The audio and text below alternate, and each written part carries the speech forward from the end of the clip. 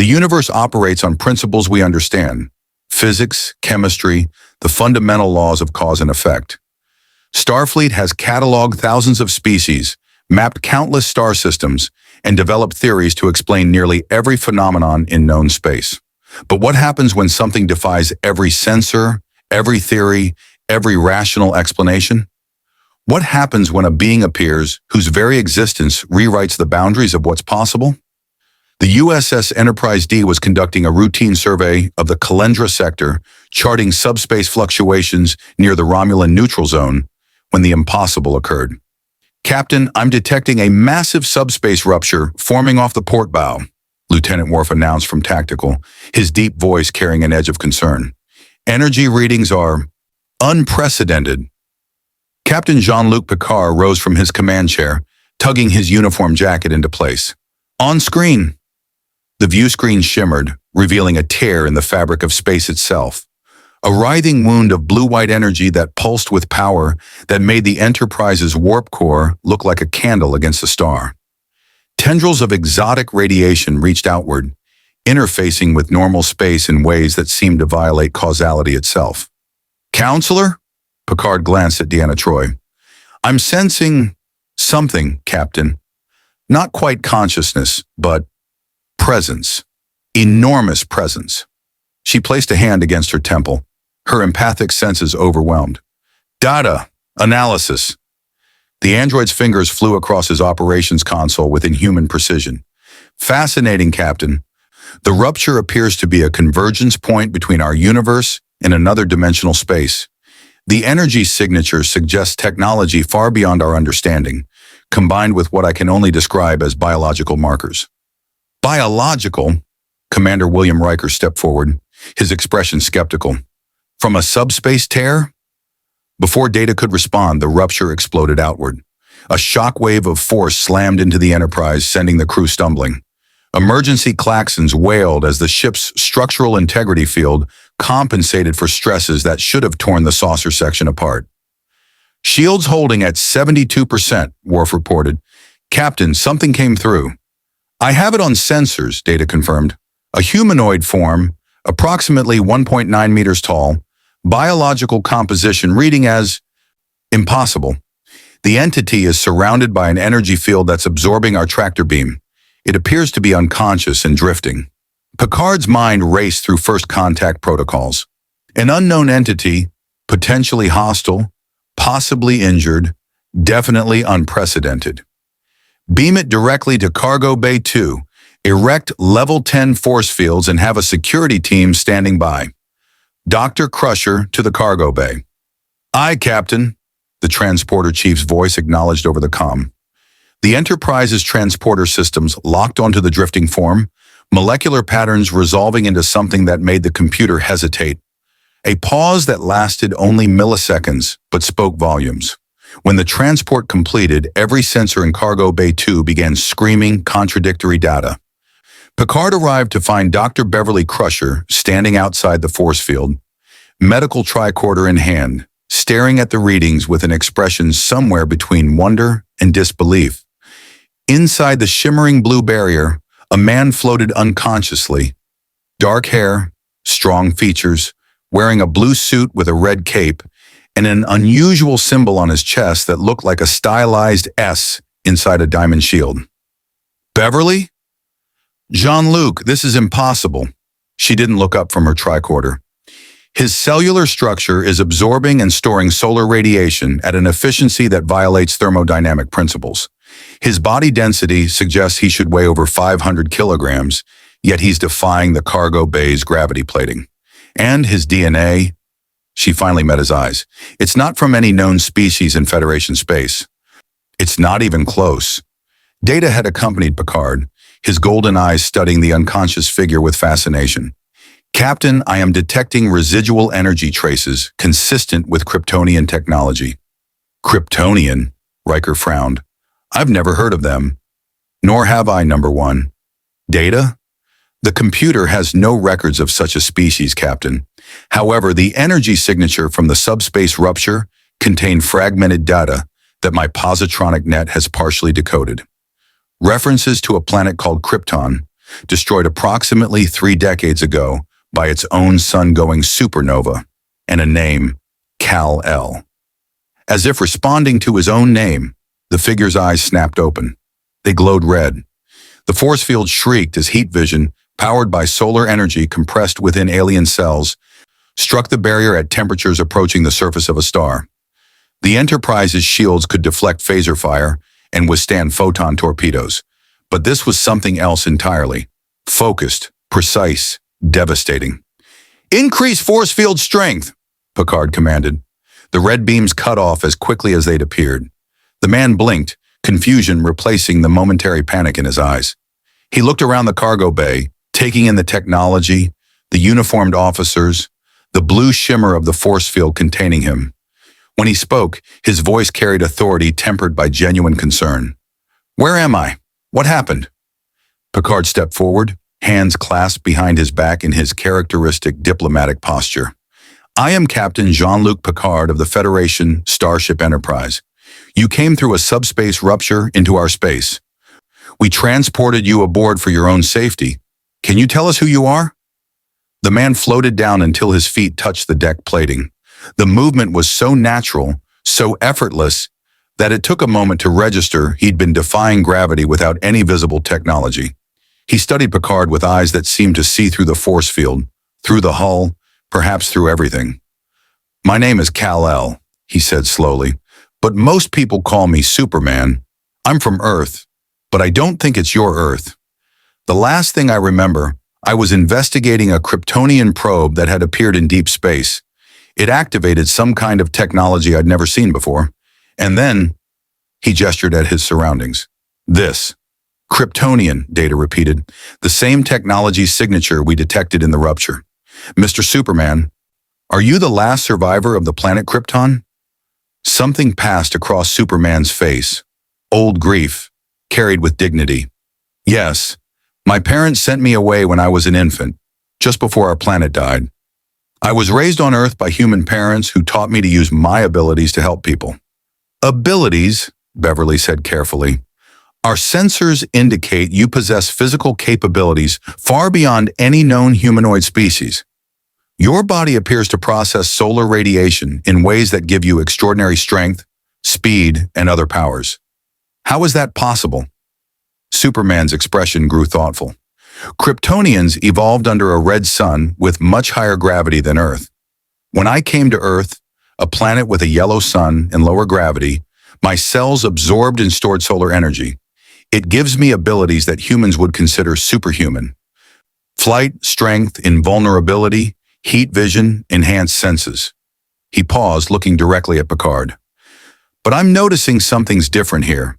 I feel weaker? Not powerless, but like I'm operating through some kind of filter." Data's fingers moved across his tricorder. "Captain, the ship's deflector shields and artificial gravity systems appear to be interfering with his cellular absorption of solar radiation. Additionally, our artificial lighting spectrum differs from natural solar output." He is correct. His powers are likely diminished by approximately 15 to 20% while aboard the Enterprise. "Then the force field won't hold you," Picard stated calmly. "You could break through it at any moment." Superman met his gaze steadily. "I could. But you saved my life by bringing me aboard instead of leaving me to drift in space. You've treated me with respect, not as a threat. I'm not going to repay that with violence." He looked around at the assembled officers. "I just want to understand where I am and how to get home." Picard studied the man before him, the Superman, and made a decision that would change the Federation forever. "Lower the force field. If you want to see more characters enter the Star Trek universe, hit that subscribe button and drop the name of a character you'd want to see in the comments below." Live long and prosper. The blue shimmer dissipated. Superman stood freely in the cargo bay, a being of godlike power choosing restraint. It was, Picard reflected, perhaps the most human thing he could have done. "Welcome aboard the Enterprise, Mr. Kal-El. We have much to discuss." The observation lounge had hosted countless first contact scenarios, diplomatic negotiations, and strategic briefings. Captain Picard had sat at this table with Klingon warriors, Romulan commanders, even Q himself. But as Superman, still in his distinctive blue and red suit, settled into a chair across from him, Picard found himself facing something entirely new, a being whose power rivaled demigods, yet who carried himself with the humility of a simple man. Data, Commander Riker, Counselor Troy, Dr. Crusher, Lieutenant Worf, and Chief Engineer Geordi LaForge completed the assembly. Through the viewport behind them, stars streaked past at Warp 2 as the Enterprise maintained its course away from the subspace rupture, which had collapsed shortly after Superman's arrival. "Let me begin by providing context," Picard said, his voice carrying the diplomatic warmth that had diffused 100 potential conflicts. "You've arrived in what we call the Alpha Quadrant of our galaxy, in the year 2368 by Earth's calendar. The United Federation of Planets is an alliance of over 150 worlds dedicated to peaceful exploration, scientific advancement, and mutual cooperation. Starfleet is our exploratory and defensive service. Superman's enhanced hearing had already picked up every conversation happening throughout the ship, every thrumming, mechanical heartbeat of the Enterprise's systems, but he focused entirely on Picard's words. 2368, in my universe, it was 2024 when I encountered that probe. So either I've traveled through time, or..." He paused, the implications settling over him like a weight even his shoulders struggled to carry. "Or I'm in a completely different reality where history unfolded differently." "The evidence suggests the latter," Data confirmed. "I have been analyzing the energy signatures from your arrival. The subspace rupture was not merely a spatial anomaly, but a dimensional breach between parallel universes. The quantum signatures of your atomic structure differ from our baseline reality by 0.037%. Small enough to allow your existence here, but distinct enough to confirm you originate from another quantum universe entirely." Geordi leaned forward, his visor scanning Superman with fascination. "I'm reading your body like it's a living solar battery. The energy storage capacity is incredible. But Data's right about the interference. Our ship's systems are filtering the radiation spectrum you need. On a planet's surface under a yellow sun, you'd be operating at full capacity." "Yellow sun?" Superman's expression shifted to relief. "Then your Earth has a yellow sun too?" "G-type main sequence star," Data supplied. "Nearly identical spectral classification to what you described. However, Earth is several sectors from our current position, and I must inform you that attempting to return to your universe presents significant challenges." Beverly studied her medical tricorder, still trying to reconcile the impossible readings. "Your cellular structure is unlike anything I've ever seen. Each cell acts as a solar energy capacitor, storing power at the molecular level. Your bone density is..." She shook her head. "If you were human, you couldn't move. The gravitational force would be crushing, but somehow you're defying physics as we understand it." "Kryptonian evolution," Superman explained. "My people developed under extreme conditions. When I'm fully powered, I can lift a starship, move faster than sound, survive in the vacuum of space. But I notice everything feels slightly off here, like I'm moving through water instead of air." Worf's tactical assessment had been running since the moment Superman entered. "Captain, with respect, we are discussing capabilities that exceed our defensive systems. If this individual chose to become hostile..." "He won't," Troy interjected gently. Her empathic senses had been reading Superman since he'd awakened. "Captain, I've never encountered an emotional presence quite like his. There's enormous power, yes, but also profound restraint, compassion, and loss, old grief that he's learned to carry with purpose. He means what he said about not wanting to harm us." Superman nodded gratefully toward her. "I was raised by good people, Jonathan and Martha Kent. They taught me that power without responsibility is tyranny. I've spent my entire life trying to help others, to protect people who can't protect themselves. That doesn't change just because I'm in a different universe." "The question," Riker said, his command training asserting itself, "is what do we do now? We can't just drop you off at the nearest starbase. Your arrival will raise questions throughout Starfleet, and probably beyond. The Romulans monitor our communications. If they learn about your capabilities, they will attempt to acquire or eliminate him," Worf finished bluntly. A weapon of such power would shift the balance of power in the quadrant. Picard steepled his fingers, his expression thoughtful. Indeed, which is why I propose we treat this situation with the discretion it deserves. Mr. Kal-El, you found yourself in a complicated political landscape. The Federation values peace and cooperation, but we're surrounded by powers that see the galaxy through different lenses. The Romulan Star Empire, the Klingon Empire, and others would view you as either a threat or an opportunity. I'm neither, Superman said firmly. I'm just someone trying to find my way home. Data's head tilted in his characteristic gesture of processing. I have been analyzing the subspace rupture's collapse. The dimensional barrier between our universes has stabilized, but not permanently. There may be periodic weaknesses, opportunities for transit, but predicting when and where they will occur is beyond our current capabilities. It could be days, months, or years before another viable crossing point appears. The weight of those words settled over Superman like planetary gravity. Years. Potentially trapped in a universe where his home didn't exist, where Lois Lane, Jimmy Olsen, Perry White, his adopted parents, everyone he loved lived in a reality he couldn't reach. Beverly saw the pain flash across his face. We'll help you, she said softly. Whatever it takes to get you home, the Federation has resources, brilliant minds. If there's a way back, we'll find it. In the meantime, Picard continued, you'll need to integrate with our reality. We can offer you quarters aboard the Enterprise. Though I suspect you'll find our living spaces rather confining, given your abilities. We'll also need to consider how to explain your presence to Starfleet Command. Tell them the truth, Superman suggested.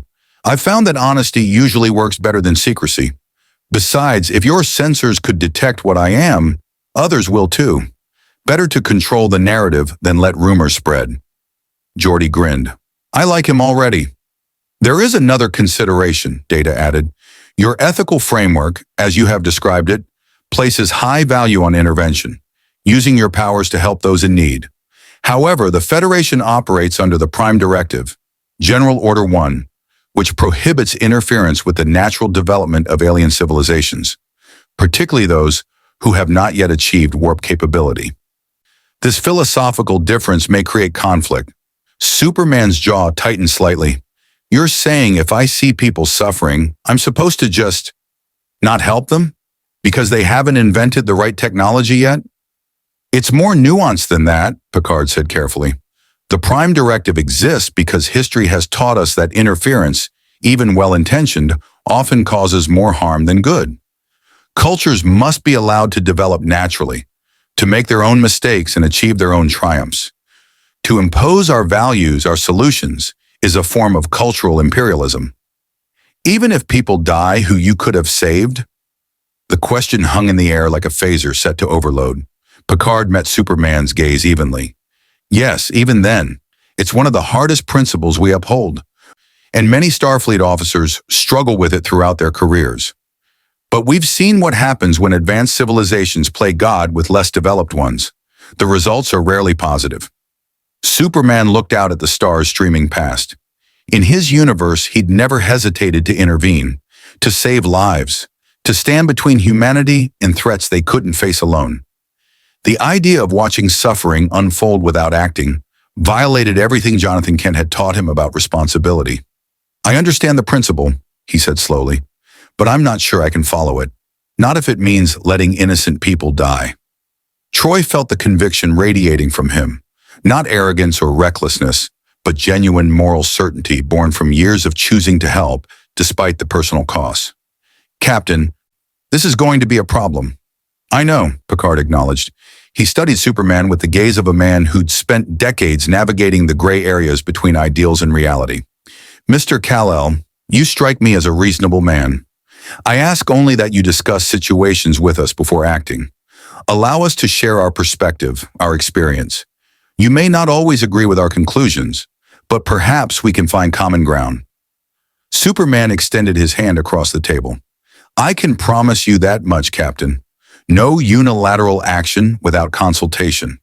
But I won't promise to stand by if the consultation ends with people dying. Picard shook his hand, feeling the carefully controlled strength in Superman's grip. power enough to crush his bones to powder, restrained to perfect courtesy. Then we shall have to ensure our consultations are persuasive. Welcome to the 24th century, Mr. Kal-El. I suspect your presence here will challenge us all. Worf's tactical board suddenly chirped an alert. Captain, sensors are detecting a Romulan Warbird decloaking off our starboard bow. They're hailing us.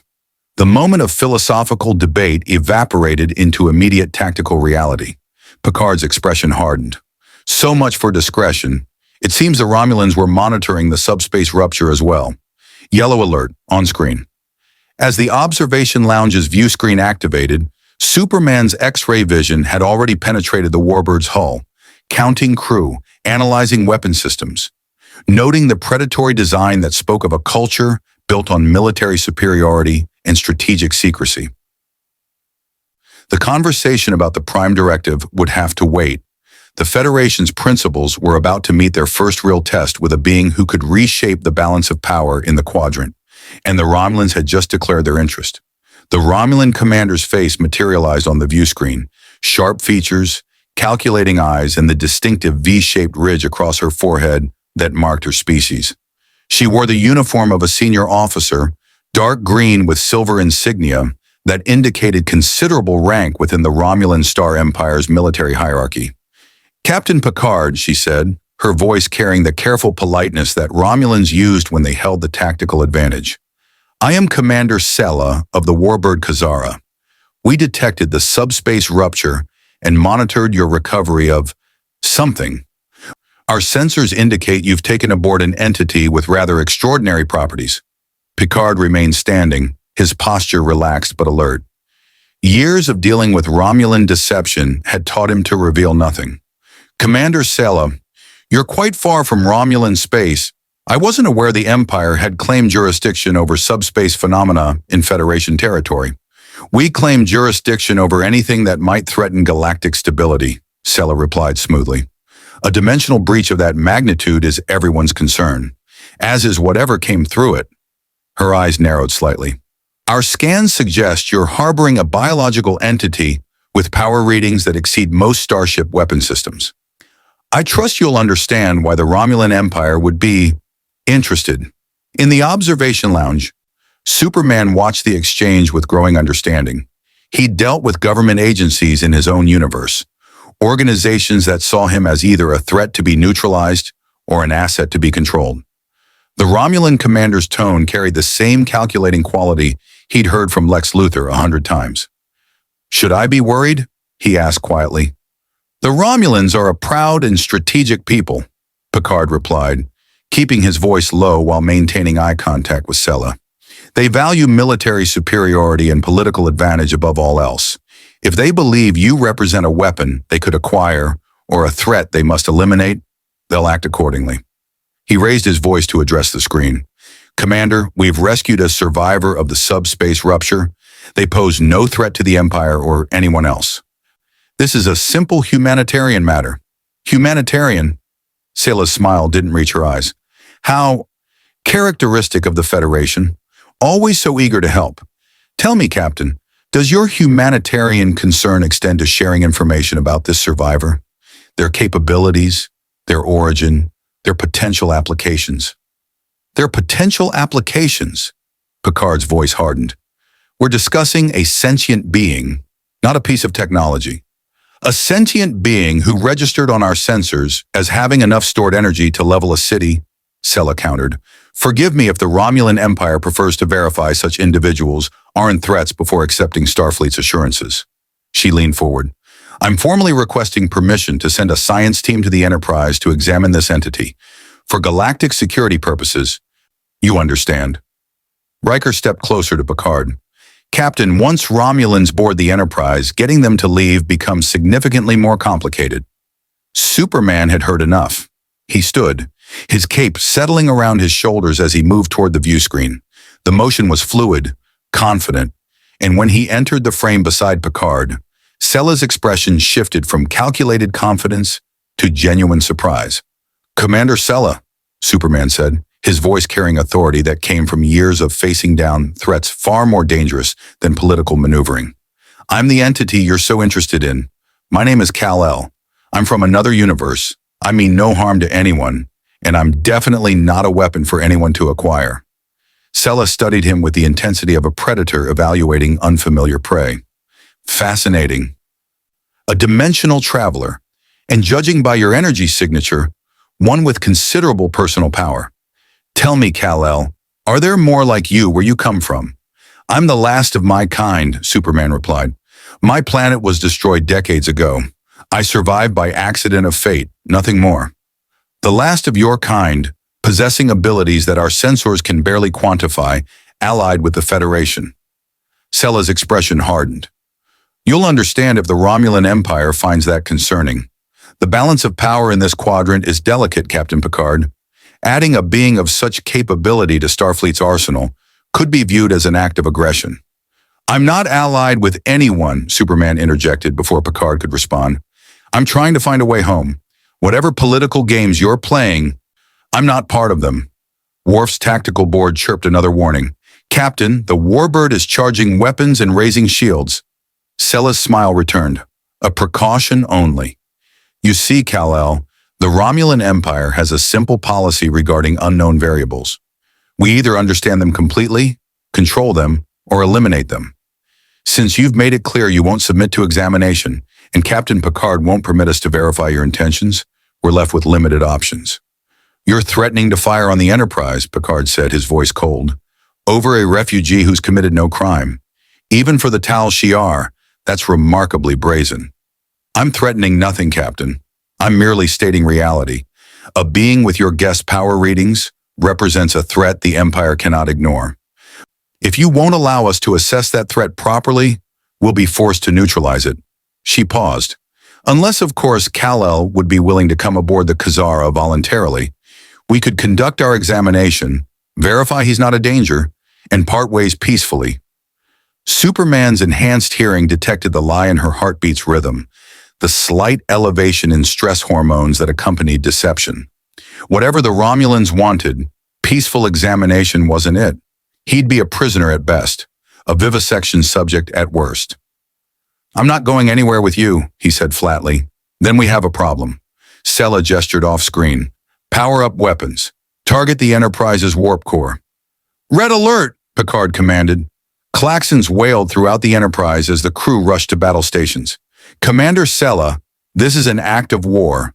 Fire on this ship, and the Federation will respond. Will they? Sella's expression was almost pitying. By the time Starfleet learns what happened here, it will be too late to matter. The Enterprise suffered catastrophic damage investigating a subspace anomaly. Tragic, but these things happen near the neutral zone, and the entity that came through that anomaly? Lost in the destruction. The Empire's security concerns are resolved, and no one can prove otherwise. Geordi's voice came through the comm. Captain, they're not bluffing. I'm reading a full weapons lock. Disruptors and plasma torpedoes. If they fire, our shields will hold for maybe 2 volleys before we're in serious trouble. Superman felt the familiar weight of responsibility settle over him. People were in danger because of his presence.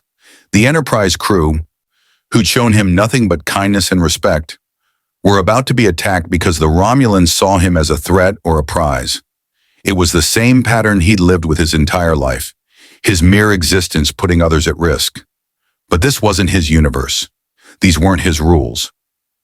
Captain Picard, he said quietly, what if I left, flew over to their ship and let them run whatever tests they want? Would that satisfy them? No, Picard replied immediately. You'd never leave that ship alive, or at least not free. The Romulans don't examine threats. They neutralize or exploit them. I won't permit you to sacrifice yourself. Then what do you suggest? Because I can hear their weapons powering up, and your shields won't hold indefinitely. Troy placed a hand on Superman's arm. There's something you need to understand about the Romulans. They respect strength, but they respect cunning more. Sella's testing us, seeing if we'll panic, if you'll surrender, if we'll make a mistake. She wants you, but she doesn't want a war with the Federation. Not really. Counselor Troy is correct, Data added. However, Commander Sella has placed herself in a position where backing down would represent loss of face. Romulan military culture demands she follow through unless provided an alternative that preserves her honor and strategic position. Superman's mind raced. In his universe, he could have disabled the Romulan weapons in seconds, made them see reason through a demonstration of overwhelming force. But here, with his powers diminished, unfamiliar technology, and a captain who valued diplomacy over combat, brute force seemed like the wrong answer. "What if we gave her something else to worry about?" he suggested. Picard's eyebrow rose. "Explain." "She's afraid of what I represent, an unknown variable that could upset the balance of power. But what if I demonstrated that I'm not interested in their political games at all?" Superman looked at the view screen, meeting Sella's calculating gaze. "Commander, you said you monitor Federation territory for threats to galactic stability. I assume that means you have intelligence on other dangers. Planets under attack, civilizations in crisis, actual threats rather than refugees who just want to go home." Sella's expression became guarded. "What's your point?" "My point is that you're wasting time and resources on me when there are probably a dozen real problems in this quadrant that actually need attention. I'm offering a demonstration. Give me coordinates to a genuine crisis, something that doesn't violate Captain Picard's Prime Directive, and I'll handle it. You can observe, document my capabilities, confirm I'm not interested in conquest or politics, just helping people." "Superman," Picard said warningly, "we haven't discussed—" "I know, Captain, but right now, we need to give Commander Sella a way to back down without losing face, and I need to show both of you what I stand for. This works for everyone." Sella studied him for a long moment, her strategic mind clearly calculating angles and advantages. "There is a situation," she admitted slowly. "A Romulan mining colony in disputed space has come under attack by Nausicaan raiders. The colony is expendable in strategic terms, but the miners are Romulan citizens. We've been unable to divert military resources, because it would mean admitting Romulan forces were in disputed space," Picard interjected. "Precisely. But if a dimensional refugee independently chose to intervene," Sella's smile was sharp, "that would be no concern of the Empire's." Superman looked at Picard. "Captain?" Picard's expression was troubled. "This is exactly the kind of intervention I warned you about. We don't know the full political context, the reasons behind the raid, the consequences of your involvement." "I know people are dying," Superman replied. "Isn't that enough?" The question hung between them, the fundamental divide between Superman's simple moral clarity and the Federation's complex ethical framework. Outside, the Romulan Warbirds' weapons hummed with deadly readiness, waiting for an answer that would determine whether the Enterprise lived or died. And somewhere in disputed space, miners who'd never heard of Krypton or Earth or the Prime Directive waited for rescue that might never come. The bridge of the Enterprise had fallen into tense silence. Every officer understood the weight of the moment, a decision that could reshape diplomatic relations, violate fundamental Federation principles, or cost hundreds of lives depending on which path Captain Picard chose. Superman stood beside the command chair, waiting. He could hear the rapid heartbeats of the crew, smell the adrenaline coursing through their systems, feel the electromagnetic hum of the Romulan Warbirds' charged disruptors through the hull. Every instinct screamed at him to act, to fly through the vacuum and disable the Romulan weapons before they could fire. But he'd made a promise to consult, to understand this universe's rules before breaking them, even if those rules felt wrong. Picard rose slowly, his gaze fixed on Commander Sella's face on the view screen. "You're manipulating this situation, Commander, using civilian lives as leverage to observe a potential weapon while maintaining plausible deniability. It's ruthlessly efficient, even by Romulan standards." Sela inclined her head slightly, acknowledging the accusation without shame. "The strong survive by thinking strategically, Captain. The Nausicaan raiders are a genuine threat. 15 ships, heavily armed, motivated by profit rather than honor. They've already killed 37 miners. By the time my empire officially acknowledges the situation and dispatches forces, the entire colony will be dead. But if your refugee chooses to intervene of his own volition," she spread her hands, "who am I to stop him?" "Captain," Worf interjected from tactical, his voice heavy with suspicion, This could be a trap. The Nausicaans may be working with the Romulans to assess Superman's capabilities in combat, or worse, to exhaust his powers and capture him when he's vulnerable.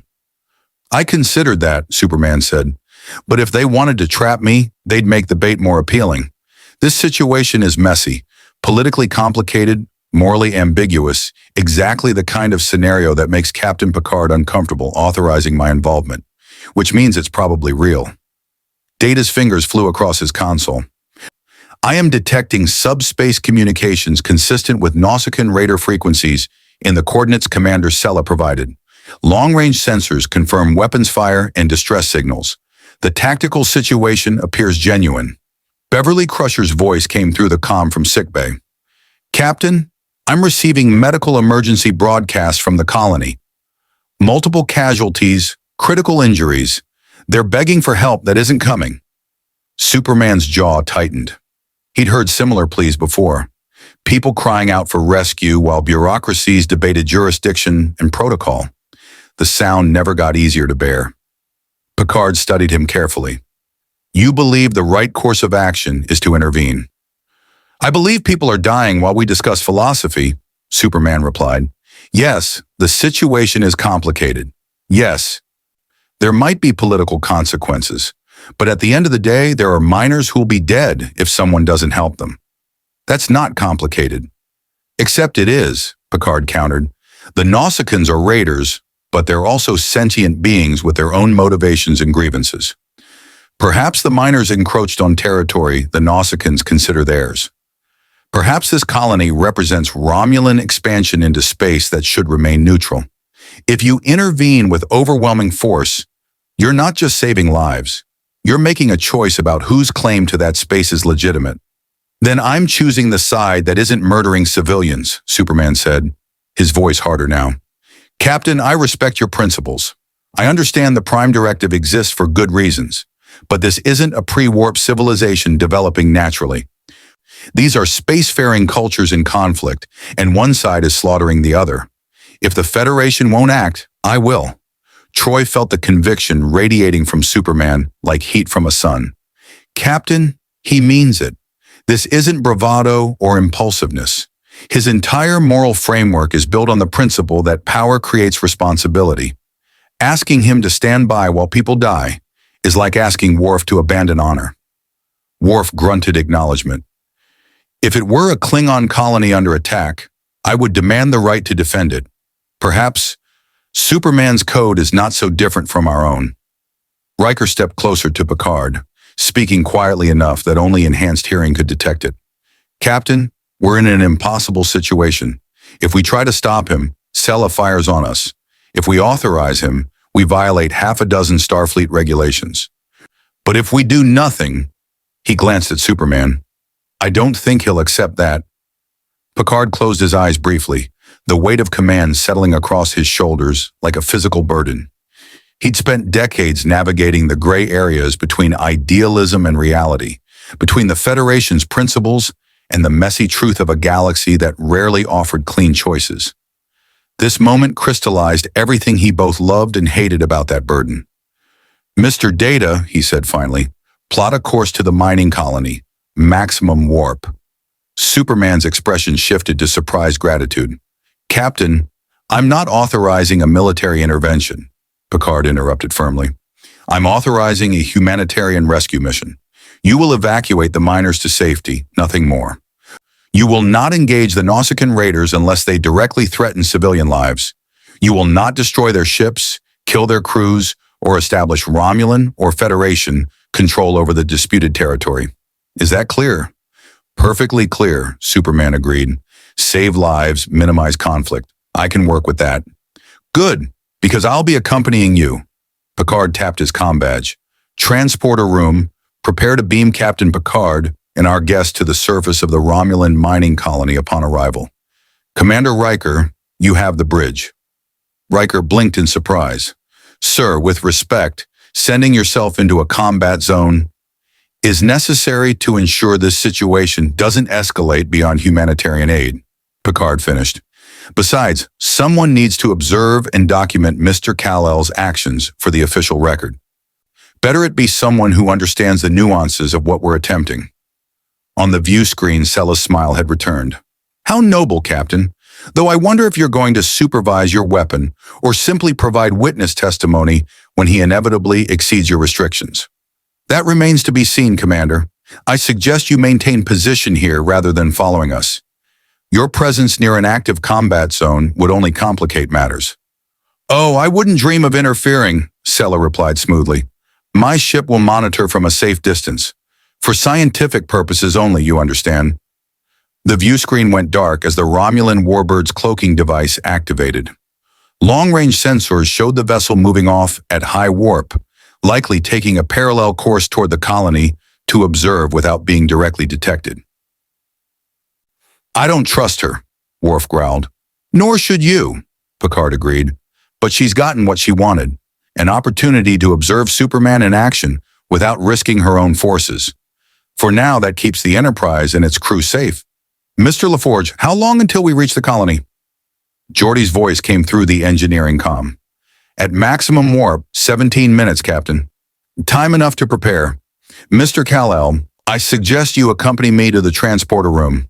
We should discuss the tactical situation and establish rules of engagement. As they walked toward the turbo lift, Superman caught Picard's arm gently. Thank you, Captain. I know this goes against your principles. It goes against Starfleet regulations, Picard corrected. My principles are more flexible than you might think. I've learned that the Prime Directive is a guide, not a cage. There are times when the right choice is the one that haunts you afterward. He met Superman's eyes. But understand this, if you kill those Nausicaan raiders, even in defense of the miners, you'll have crossed a line that changes how the Federation views you. Not as a refugee seeking help, but as a vigilante who brings violence wherever he goes.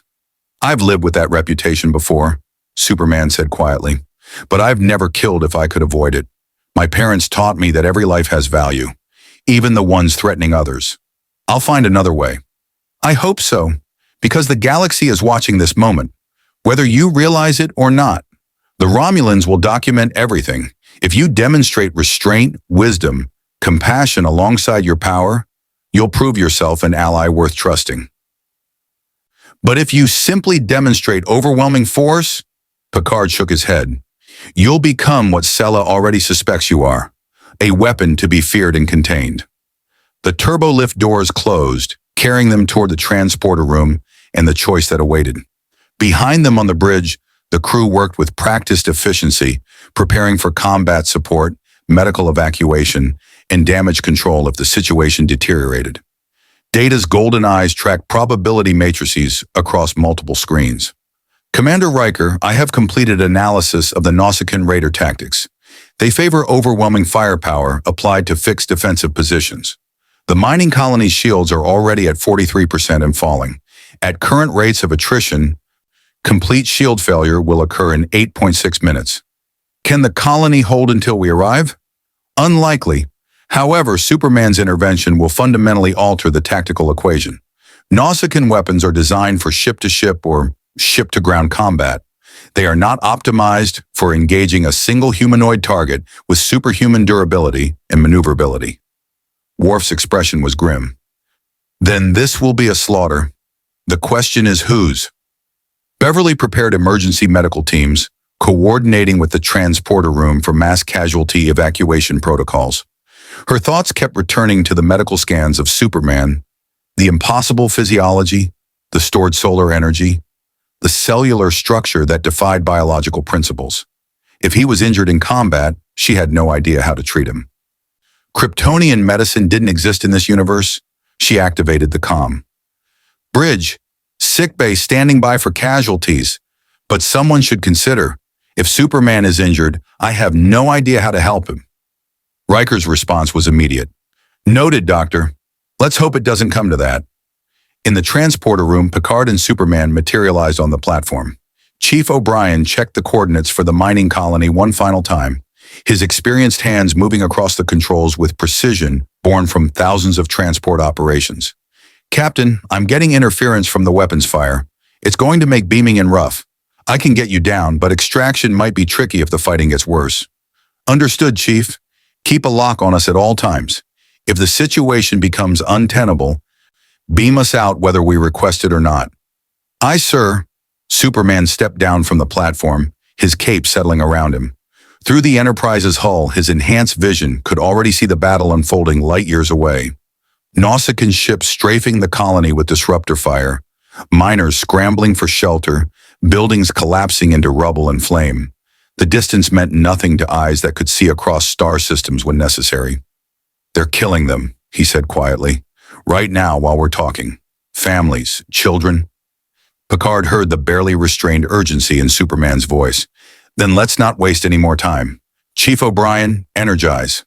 The transporter beam caught them, molecular patterns dissolving into energy and reforming 17 light-years away in the heart of a war zone. As reality reassembled around Superman, he felt something he hadn't experienced since leaving his own universe. The pure, uncomplicated clarity of purpose. People needed saving. Everything else was noise. The mining colony materialized around them in a chaos of destruction and terror. Superman's boots touched down on scorched earth as disruptor fire screamed overhead, carving molten furrows through prefabricated structures that had been homes, schools, medical facilities. The air tasted of ozone, burning metal, and fear. Picard staggered slightly, his Starfleet training keeping him upright despite the sensory assault.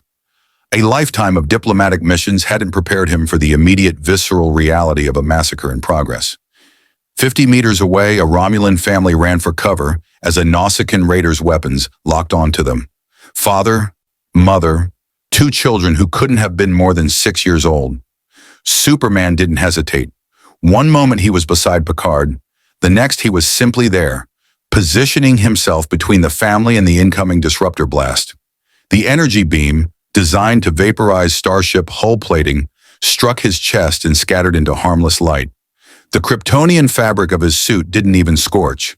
The Nausicaan pilot in the ship above registered surprise for perhaps half a second before Superman leaped skyward, covering 300 meters in a single bound. His fist connected with the Raider's starboard engine nacelle, and centuries of Nausicaan engineering crumpled like aluminum foil. The ship spun wildly, losing altitude, as Superman caught it with both hands and guided it into a controlled crash, landing away from populated areas. "By the elements," one of the Romulan miners breathed, staring at Superman as he descended back to ground level. "What is he?" Picard activated his comm badge, shouting to be heard over the weapons fire. "Enterprise, Picard, we're on the surface. Superman is engaging the Raiders. I need a status update on the mining colony's population centers." Data's voice came through clearly, despite the chaos. "Captain, sensors indicate 147 Romulan civilians scattered across 12 square kilometers. 32 are in critical condition. The Nausicaan Raiders have deployed ground forces, approximately 60 soldiers moving in from the northern perimeter. Their objective appears to be securing the mining facility's dilithium storage." So this isn't just a raid, Picard realized. It's a heist with civilian casualties as acceptable collateral damage. Superman landed beside him, having disabled 2 more Raider ships in the span of seconds. "Captain, I can see their ground forces. They've got hostages in the central mining facility, 20 miners being held at gunpoint. The Nausicaans are loading dilithium crystals into cargo transporters. Then the situation is worse than we thought. Those hostages give the Nausicaans leverage. If we simply disable their ships, they'll threaten to kill the miners unless we allow them to escape." Picard's tactical mind raced through scenarios, none of them satisfactory. "We need to extract the hostages before neutralizing the Raiders' escape capability." "Agreed."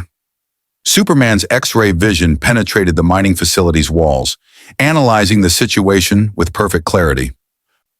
8 Nausicaans guarding the hostages, heavily armed. Another 20 loading the dilithium. The hostages are scared but uninjured so far. The Nausicaans are monitoring Federation frequencies. They know we're here. As if to confirm his assessment, a booming voice echoed across the colony through external speakers. "Federation vessel, this is Commander Krug of the Nausicaan Free Traders. Your interference is unwelcome. We have claimed salvage rights to this abandoned mining facility. The Romulans who remained are trespassers on our claim. Leave immediately or they die." Picard tapped his comm badge. Commander Krug, I am Captain Jean-Luc Picard of the Federation Starship Enterprise. This colony is not abandoned, and you have no legitimate claim to it. Release the hostages and withdraw peacefully, and we'll allow you to depart without pursuit. Harsh laughter answered him. The Federation has no authority in disputed space, Picard. Neither do the Romulans. We take what we can defend, and we defend what we take. You want these miners? Come and claim them. But know that we're monitoring your transporters. The moment you try to beam them out, we'll vaporize them where they stand. Superman's fist clenched. They're bluffing. They need the hostages as leverage. They won't kill them unless... A disruptor shot rang out inside the facility. Through his enhanced hearing, Superman heard the scream, the body hitting the floor, the cruel laughter of the Nausicaan who'd fired. That was to prove we're serious, Krug announced. We'll execute one miner every 5 minutes until the Enterprise withdraws. Starting now. Picard's face went pale. Monstrous. They're murderers, not traitors. And I'm done negotiating.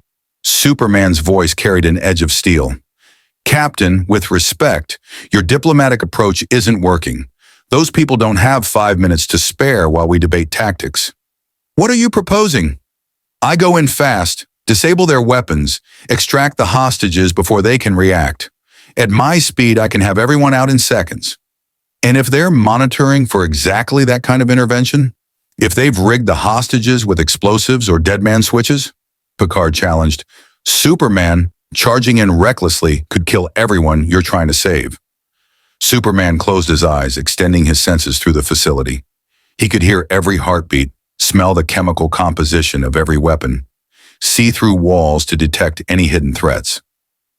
Years of experience rescuing hostages in his own universe had taught him to look for traps, to anticipate the cruelty of those who saw lives as bargaining chips. No explosives, he reported, no deadman triggers, just standard Nausicaan disruptors and 8 guards who think having guns pointed at civilians makes them powerful. He opened his eyes, meeting Picard's gaze. Captain, I've done this before. Trust me. Picard studied the alien refugee who'd appeared in his universe less than an hour ago, asking to be trusted with lives that Federation regulations said required careful, calculated response. But regulations were written by people who'd never had to look into the eyes of a being who could move faster than thought and still chose to ask permission first. 5 seconds, Picard said finally. You have 5 seconds from the moment you enter that facility until I order the Enterprise to beam out everyone. Hostages, Nausicaans, and you. If the situation deteriorates, I won't risk those civilians while you attempt heroics. Clear? Crystal clear. Superman crouched slightly, preparing to launch himself toward the facility. Thank you, Captain. Don't thank me yet. And Superman, try not to kill anyone. I meant what I said about crossing that line. Superman nodded once, then exploded into motion. To the Nausicaans inside the facility, reality simply broke. One moment they were standing guard over cowering Romulan miners, weapons trained, confident in their tactical superiority. The next moment, a blue and red blur moved through the chamber like a living storm. The first guard didn't even see Superman coming. 1 second, his disruptor was aimed at a hostage's head. The next, it was crumpled metal in Superman's hand. And the guard was flying backward into a wall hard enough to knock him unconscious, but not hard enough to kill. The entire exchange took 0.3 seconds. The second and third guards managed to fire, their disruptor beams crossing the space where Superman had been microseconds earlier. He was already behind them, pressure points precisely targeted, both Nausicaans crumpling to the floor before their brains could process pain. Guards 4 through 7 tried coordinating their fire, creating a crossfire pattern that would have killed the hostages if Superman hadn't been moving between them faster than their targeting systems could track. Each disruptor was crushed, each guard disabled with clinical precision. No lethal force, no permanent injury, just overwhelming speed and perfectly controlled strength. The 8th guard, Commander Krug himself, pressed his disruptor against a young Romulan woman's temple. Stop or she dies! Superman froze, standing 5 meters away, hands raised. You don't want to do that. I do what I must to survive, Krug snarled. You Federation types never understand. We take what we need because no one gives us anything.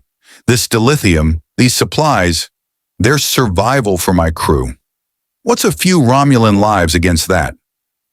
Everything, Superman replied quietly. Every life is everything to someone.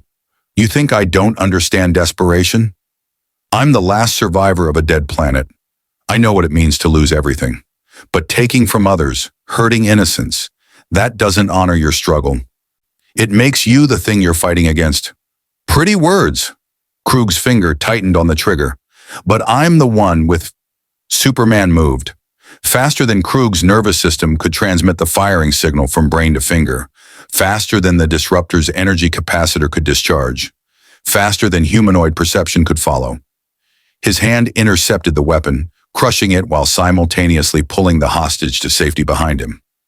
Krug found himself staring at Superman from a range of 10 centimeters, held off the ground by one hand, every weapon within reach disabled, every escape route blocked by a being who could have killed him 100 times over but had chosen restraint. It's over, Superman said. You've lost. Accept it with dignity. Outside the facility, Picard monitored the situation through his comm badge linked to the Enterprise's sensors. Data's calm voice provided real-time analysis. Captain, Superman has neutralized all hostile forces inside the mining facility. No fatalities among the guards or hostages. Elapsed time, 4.7 seconds. Remarkable efficiency. All too remarkable, Picard murmured. He watched through the facility's shattered entrance as Superman emerged carrying Krug in one hand and supporting 3 injured miners with the other, moving with impossible gentleness despite the deadly force he just demonstrated. The remaining Nausicaan raiders in orbit above had monitored everything. Their commander's transmission came through on all frequencies, directed at Superman rather than Picard. Unknown entity, we're detecting you loud and clear. Our scans show you took down our ground team single-handedly. Impressive. But we still have ships, weapons, and no qualms about orbital bombardment. Release Commander Krug and his crew, or we level this entire colony from space.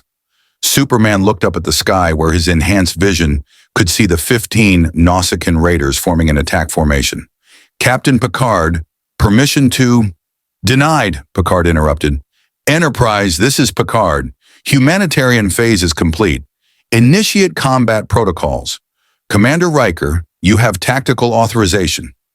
In orbit above, the Enterprise-D had been positioning itself throughout Superman's rescue operation. Now, with the hostages secured and the moral imperative satisfied, Starfleet efficiency took command. The Galaxy-class starship's massive phaser arrays tracked all 15 Nausicaan raiders simultaneously, target locks established before they could react. Riker's voice boomed across all frequencies with the authority of a man who'd commanded starships through Borg encounters and Romulan standoffs. Nausicaan vessels, this is Commander William Riker of the USS Enterprise. You are outgunned, outmaneuvered, and out of time. Power down your weapons and prepare to be taken into custody, or I will disable your ships by force. You have 30 seconds to comply. The Nausicaan commander's response was predictable. A volley of disruptor fire aimed at the Enterprise. The shots splashed harmlessly against shields operating at full capacity, a gnat attacking a giant. Hostile action confirmed, Riker stated calmly. Mr. Worf, disable their weapon systems and engines. Precision shots only. I want them alive to face Federation justice. The Enterprise's phasers sang out with surgical precision. One by one, the Nausicaan raiders found their weapons offline, their engines crippled, their ships drifting helplessly in space. The entire engagement lasted 47 seconds. On the ground, Superman watched the display with mixed feelings. The Enterprise's crew had accomplished through coordination and technology what he'd achieved through personal power. Disabling threats without killing, protecting innocents while preserving the lives of their attackers. Different methods, same principles. Perhaps this universe wasn't as different from his own as he'd feared. Picard approached the freed hostages, offering medical assistance and reassurance in the calm, authoritative voice that had diffused countless crises. You're safe now. The Enterprise will evacuate anyone requiring medical attention. Those who wish to remain can begin reconstruction efforts with our assistance. A young Romulan girl, no more than 8 years old, broke free from her mother's grasp and ran to Superman. She looked up at him with wide eyes full of wonder and gratitude. "Thank you," she said in careful Federation standard. "You saved us." Superman knelt to her level, his expression soft. "You're welcome. Are you hurt?" She shook her head. "Just scared, but you came so fast, like a hero from the stories." "I'm just someone who was in the right place at the right time." He glanced at Picard. "With the right captain making the right choice." Picard acknowledged the comment with a slight nod, though his expression remained troubled. They'd saved lives today, yes, but at what cost? The Romulans had witnessed Superman's capabilities in detail. The Nausicaans would spread word throughout the criminal underworld of an unstoppable being allied with the Federation. And Starfleet Command would demand explanations for why Captain Picard had authorized a dimensional refugee to conduct combat operations in disputed space. The consequences were just beginning. But as Superman helped the miners to safety, his strength employed with perfect gentleness, Picard couldn't bring himself to regret the decision. Sometimes the right choice was the one that haunted you afterward, but sometimes it was simply right. His comm badge chirped. "Captain, sensors are detecting a Klingon bird of prey decloaking at the edge of the system," Data reported. "They're hailing us." The commander identifies himself as Captain Kern of the House of Moog. He says he has heard of a great warrior appearing in Federation space and requests the honor of meeting him. Picard closed his eyes briefly. "Of course he does. Inform Captain Kern that we'll respond shortly. It seems, Mr. Kal-El, that your demonstration of restraint wasn't quite as private as we'd hoped." Superman helped the last of the injured miners toward the Enterprise's emergency transport coordinates. "I'm beginning to understand why you were concerned about the political implications." "You're beginning to understand," Picard agreed, "but the real education is just beginning. The Klingons don't think like Romulans or humans or anyone else. And if they've come seeking a great warrior, they won't leave until they've tested you themselves." In the distance, thunder rumbled across alien skies as the first Klingon transport beam materialized on the colony's surface. The sound of challenge and honor and bloodlust made manifest. The Prime Directive had been bent. The Romulans were watching. The Klingons had arrived. And Superman's trial by fire in the Star Trek universe was only just beginning. Captain Kern materialized on the mining colony's scorched surface, surrounded by 6 Klingon warriors, each bearing betleths and disruptor pistols with the casual confidence of those who'd won honor through countless battles. Kern himself stood nearly 2 meters tall, his ridged forehead prominent, his beard braided in the traditional warrior style.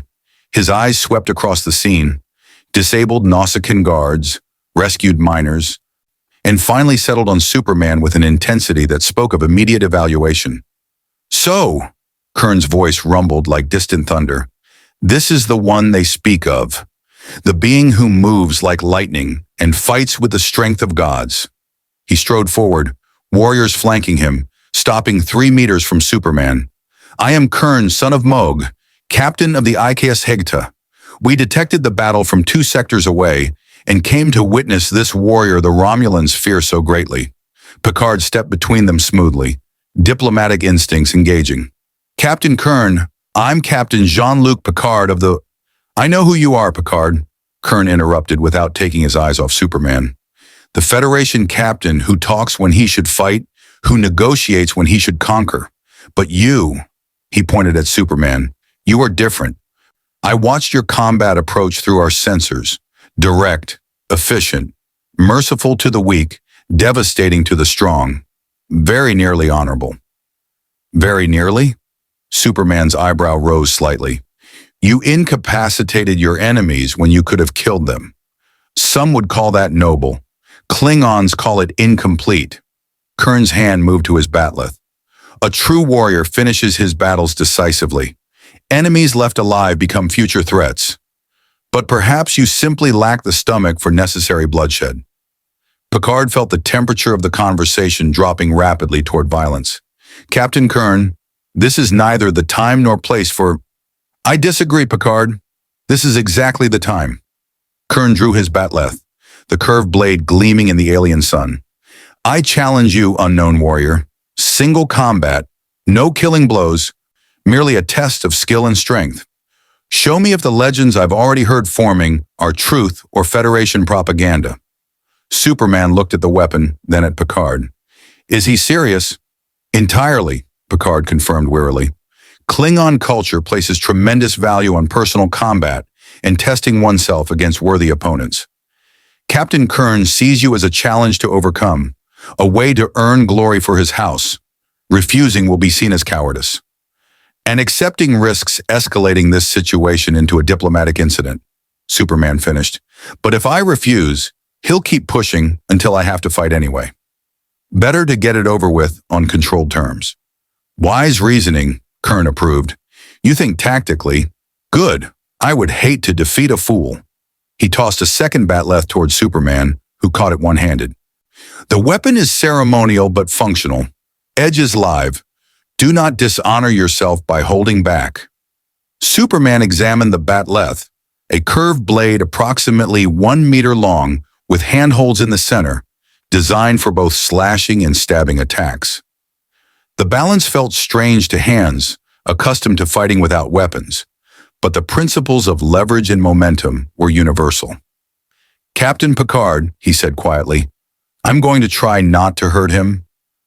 I'd be more concerned about him hurting you, Picard replied, though his expression suggested he doubted the Klingon stood any real chance. Klingons fight dirty when honor permits. Don't expect fair play beyond what ritual requires. The mining colony's survivors had gathered at a safe distance, Romulans watching with expressions ranging from fascination to horror, as a Klingon warrior prepared to test himself against the being who'd saved them minutes earlier. Some held communicators, undoubtedly recording everything for Romulan intelligence. Kern took a ready stance, batleth held in the traditional high guard. When I attack, defend yourself fully. To do less would insult us both. Understood, Superman replied, settling into a stance that drew from years of combat training against Batman, Wonder Woman, and countless others who'd helped him learn to fight with skill rather than just overwhelming power. Kern attacked. The Klingon moved with the speed and precision of someone who'd trained since childhood, batleth whirling in patterns designed to overwhelm defenses through sheer aggression. His first strike came high, then low, then center, classic pressure tactics meant to force mistakes. Superman parried each blow, the clash of metal on metal ringing across the colony. He could have disarmed Kern in the first exchange, could have ended the fight before it truly began, but Picard's warning about honor stayed his hand. This wasn't about winning quickly. It was about demonstrating respect through worthy opposition. Kern's eyes widened slightly as his attacks were deflected with increasing confidence. You learn fast. Good. But learning and mastering are different lessons. He feinted left, then drove forward with a shoulder check meant to unbalance his opponent, while the batleth swung in a disemboweling arc. It was a move that had won him dozens of duels, combining physical mass with weapon skill. Superman sidestepped the charge with minimal movement, letting Kern's momentum carry him past, then tapped the Klingon's shoulder with the flat of his batleth as he passed, a touch that could have been a killing blow. Point to me, Superman said mildly. Kern spun, breathing harder now, eyes bright with something between rage and exhilaration. You're toying with me. You move like the weapon weighs nothing, like gravity is a suggestion rather than law. What are you? Someone who doesn't want to hurt you, Superman replied honestly. Captain Kern, you're a skilled warrior, I can see that. But this fight accomplishes nothing except satisfying curiosity. We could stop now. No dishonor to either of us. Stop, Kern laughed, the sound harsh and genuine. Stop when I've finally found an opponent who might actually challenge me? You understand nothing of Klingon honor. We live for these moments, testing ourselves against the universe's strongest, earning glory through combat. To stop now would be to die having never truly lived. He attacked again, abandoning defensive posture entirely in favor of pure offense.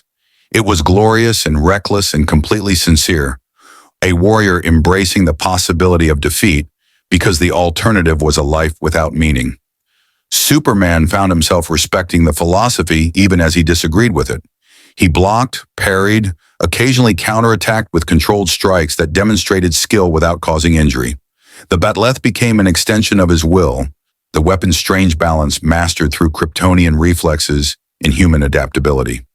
They fought for 3 minutes that felt like hours, metal singing against metal. Two warriors from different universes finding common language in combat. Kern's warriors watched with rapt attention, recognizing their captain was facing someone beyond his capability, yet refusing to yield. Finally, inevitably, Superman saw the opening, an overextension on a particularly aggressive thrust that left Kern's defense completely exposed. He could have struck anywhere. Instead, he spun, using the Batleth's curved blade to hook Kern's weapon and twist it from his grasp in a move that was pure technique over strength. Kern's Batleth clattered to the ground 3 meters away. Superman's blade rested gently against the Klingon's throat. Not pressed, not threatening, simply present. "Yield," Superman said quietly. "You fought with honor. There's no shame in ending it here." Kern stood absolutely still, feeling the blade against his skin, knowing with absolute certainty that he'd been beaten by someone holding back considerably. His warriors tensed, hands moving toward weapons, but Kern raised a hand to forestall them. "I yield," he said clearly. Then surprisingly, he smiled, a fierce expression, full of teeth and genuine appreciation. "Heglumi kakujajvam. Today is a good day to die, but apparently I won't be dying. You beat me decisively, showed mercy when you could have killed, and demonstrated skill that transcends mere physical advantage. I was wrong about you lacking stomach for combat. You simply choose your battles with wisdom rather than bloodlust." Superman lowered the Batleth, offering his hand to help Kern up. The Klingon stared at the extended hand for a moment, then clasped it forearm to forearm in the traditional warrior's grip. "What is your name, warrior? I would know who has bested me." "Kal-El. Most call me Superman." "Superman?" Kern tested the word. "It sounds pretentious in Federation standard, but you have earned the right to call yourself whatever you wish. I, Kern of the House of Moog, declare before these witnesses that Superman fights with honor. Any Klingon who challenges him challenges my judgment and the honor of my house." One of Kern's warriors stepped forward. "Captain, with respect, the Federation uses him as a weapon. He serves Picard. Where is the honor in that?" Superman answered before Kern could. "I don't serve anyone. Captain Picard and I are working together because our values align, protecting the innocent, minimizing bloodshed, finding peaceful solutions when possible. But I make my own choices. No one commands me." "Then you are a warrior without house or empire," another Klingon observed, "alone in the universe. That is admirable, lonely but admirable." "I'm working on finding my way home," Superman explained. "Until then, I'll help where I can, try to do right by the people I encounter. It's not that different from what I did in my own universe." Kern retrieved his Batleth, examining the weapon that had been disarmed so effortlessly. "I have a proposition, Superman. The Klingon Empire is always seeking warriors of exceptional skill. We could offer you a place, not as a subject, but as an honored ally. Fight alongside us. Share blood wine in the halls of Konos. Earn glory that will echo through generations." "He's already aligned with the Federation," Picard interjected firmly, "and attempting to recruit him serves neither the Empire's interests nor the peace between our peoples." "Peace!" Kern spat the word like a curse. "The Federation's favorite weapon. Talk and negotiate until your enemies die of boredom." "But I meant what I said, Picard. I'm not recruiting Superman for war against the Federation. I'm offering him something your sterile diplomatic culture cannot. A place among people who understand that sometimes the only answer to a problem is a Batleth and the courage to use it."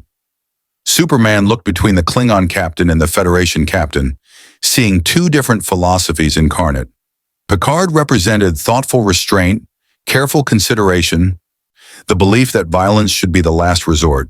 Kern represented direct action, personal honor, the conviction that some challenges could only be answered through combat. Both had merit, both had flaws.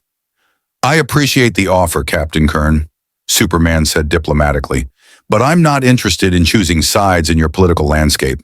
I'll help anyone who needs it, whether they're Federation, Klingon, Romulan, or anything else. My loyalty is to doing what's right, not to any government or empire." Kern studied him for a long moment, then nodded slowly. "Spoken like a true warrior poet. Very well, but know this. If you ever tire of the Federation's endless talking and wish to test yourself in real combat, the Klingon Empire will welcome you. We honor strength wherever we find it. He turned to his warriors. We depart. There is nothing more to prove here today. I came seeking a legend and found something rarer. A warrior who chooses his battles with wisdom. The Empire will hear of this. The Klingons transported back to their bird of prey in columns of red energy. Moments later, the vessel cloaked and disappeared from sensors, leaving only lingering ion trails to mark its passing. Picard exhaled slowly, tension releasing from shoulders that had been prepared for diplomatic disaster. Well, that could have gone considerably worse. He seemed reasonable, Superman offered, for someone who attacked me immediately upon meeting. Reasonable for a Klingon, which operates on an entirely different scale than reasonable for humans. You handled the situation with admirable restraint. Many would have taken offense at being challenged so directly. Where I come from, I get challenged constantly. People testing themselves against Superman, trying to prove something. I learned a long time ago that sometimes the kindest thing you can do is accept the challenge, win gracefully, and let them walk away with their dignity intact. Beverly Crusher's voice came through Picard's comm badge. Captain, we've evacuated all critical casualties to sickbay. The remaining miners are requesting permission to speak with Superman before we depart. Apparently, he's already becoming something of a legend here. Superman looked at the assembled Romulans, many of whom were watching him with expressions mixing awe, gratitude, and calculation. Should I be worried about becoming a Romulan legend? Absolutely, Picard replied. The Romulans will analyze every second of your performance today. They'll study your capabilities, identify potential weaknesses, and develop contingencies for confronting you if circumstances require it. That's simply how they think, strategically, constantly planning for future conflicts. Sounds exhausting. It is, but it's also what's kept them surviving as a major power for centuries. Come, let's speak with the miners. Then we need to have a rather uncomfortable conversation with Starfleet Command about today's events. They walked toward the waiting Romulans, Superman's red cape billowing slightly in the alien wind. The sun was setting over the mining colony, casting long shadows across devastation that was already being organized into reconstruction efforts. Romulan efficiency was impressive. Even in the aftermath of an attack, they were already planning how to rebuild stronger. A Romulan man, apparently the colony's administrator, stepped forward. His expression was complex, grateful for the rescue, suspicious of Federation motives, impressed by Superman's capabilities. I am Sub-Commander Tomalak. On behalf of the Romulan Star Empire civilians stationed here, I thank you for your intervention. Without it, we would all be dead. You're welcome, Superman replied simply. I'm glad we arrived in time. We? Tomalak's eyebrow rose. Captain Picard's ship provided support, but you alone disabled the Nausicaan ground forces. You alone saved our lives. The Empire will remember this, and in Romulan culture, debts must be acknowledged. He produced a small medallion from his uniform, pressing it into Superman's hand. This identifies you as a friend to the 3rd District mining colony. Should you ever require assistance from Romulan citizens, show this and you'll find allies. Superman examined the medallion, intricate metalwork showing the Romulan emblem. I didn't do it for a reward. I know that's precisely why you're receiving one. The Romulan Star Empire rewards competence and honors obligations. You demonstrated both today. Tomalak's expression hardened slightly. But understand, the Empire's military leadership will view you differently than we civilians do. They'll see a threat that must be neutralized or a resource that must be acquired. This medallion offers you protection from citizens, not from the Tal Shiar.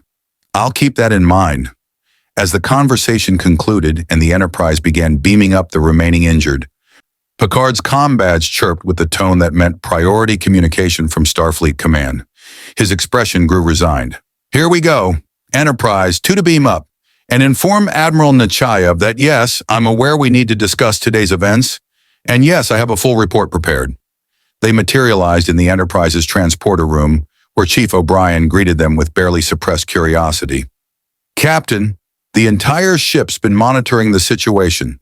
Permission to speak freely? Granted, Chief. That was the most impressive combat performance I've ever witnessed, and I served during the Cardassian conflicts.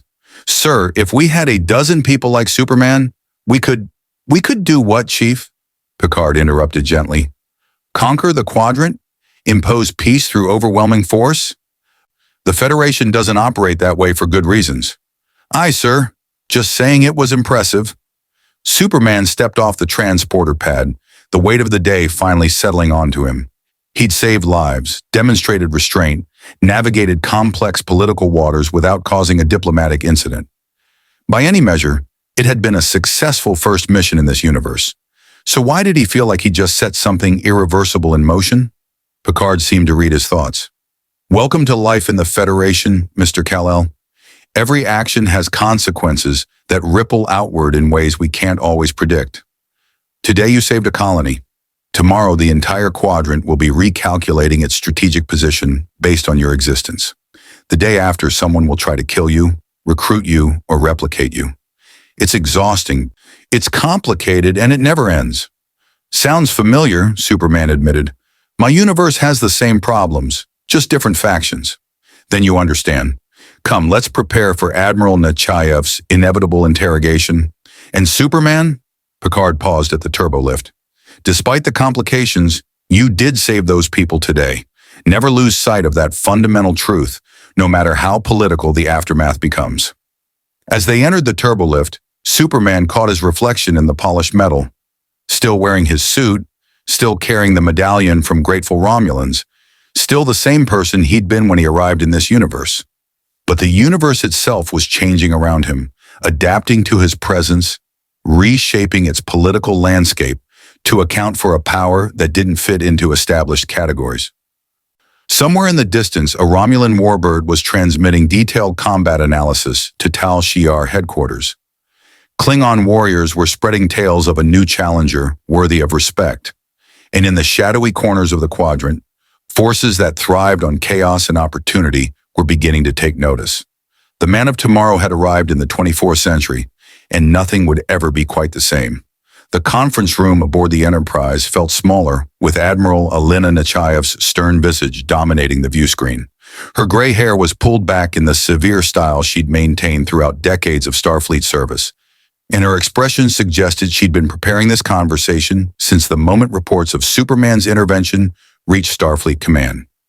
Captain Picard, she began without preamble, in the past 4 hours, you have authorized an unknown entity of unprecedented power to conduct combat operations in disputed space, engaged in hostilities with Nausicaan raiders without formal authorization, allowed said entity to be challenged by a Klingon captain, and apparently earned him a commendation from Romulan civilians.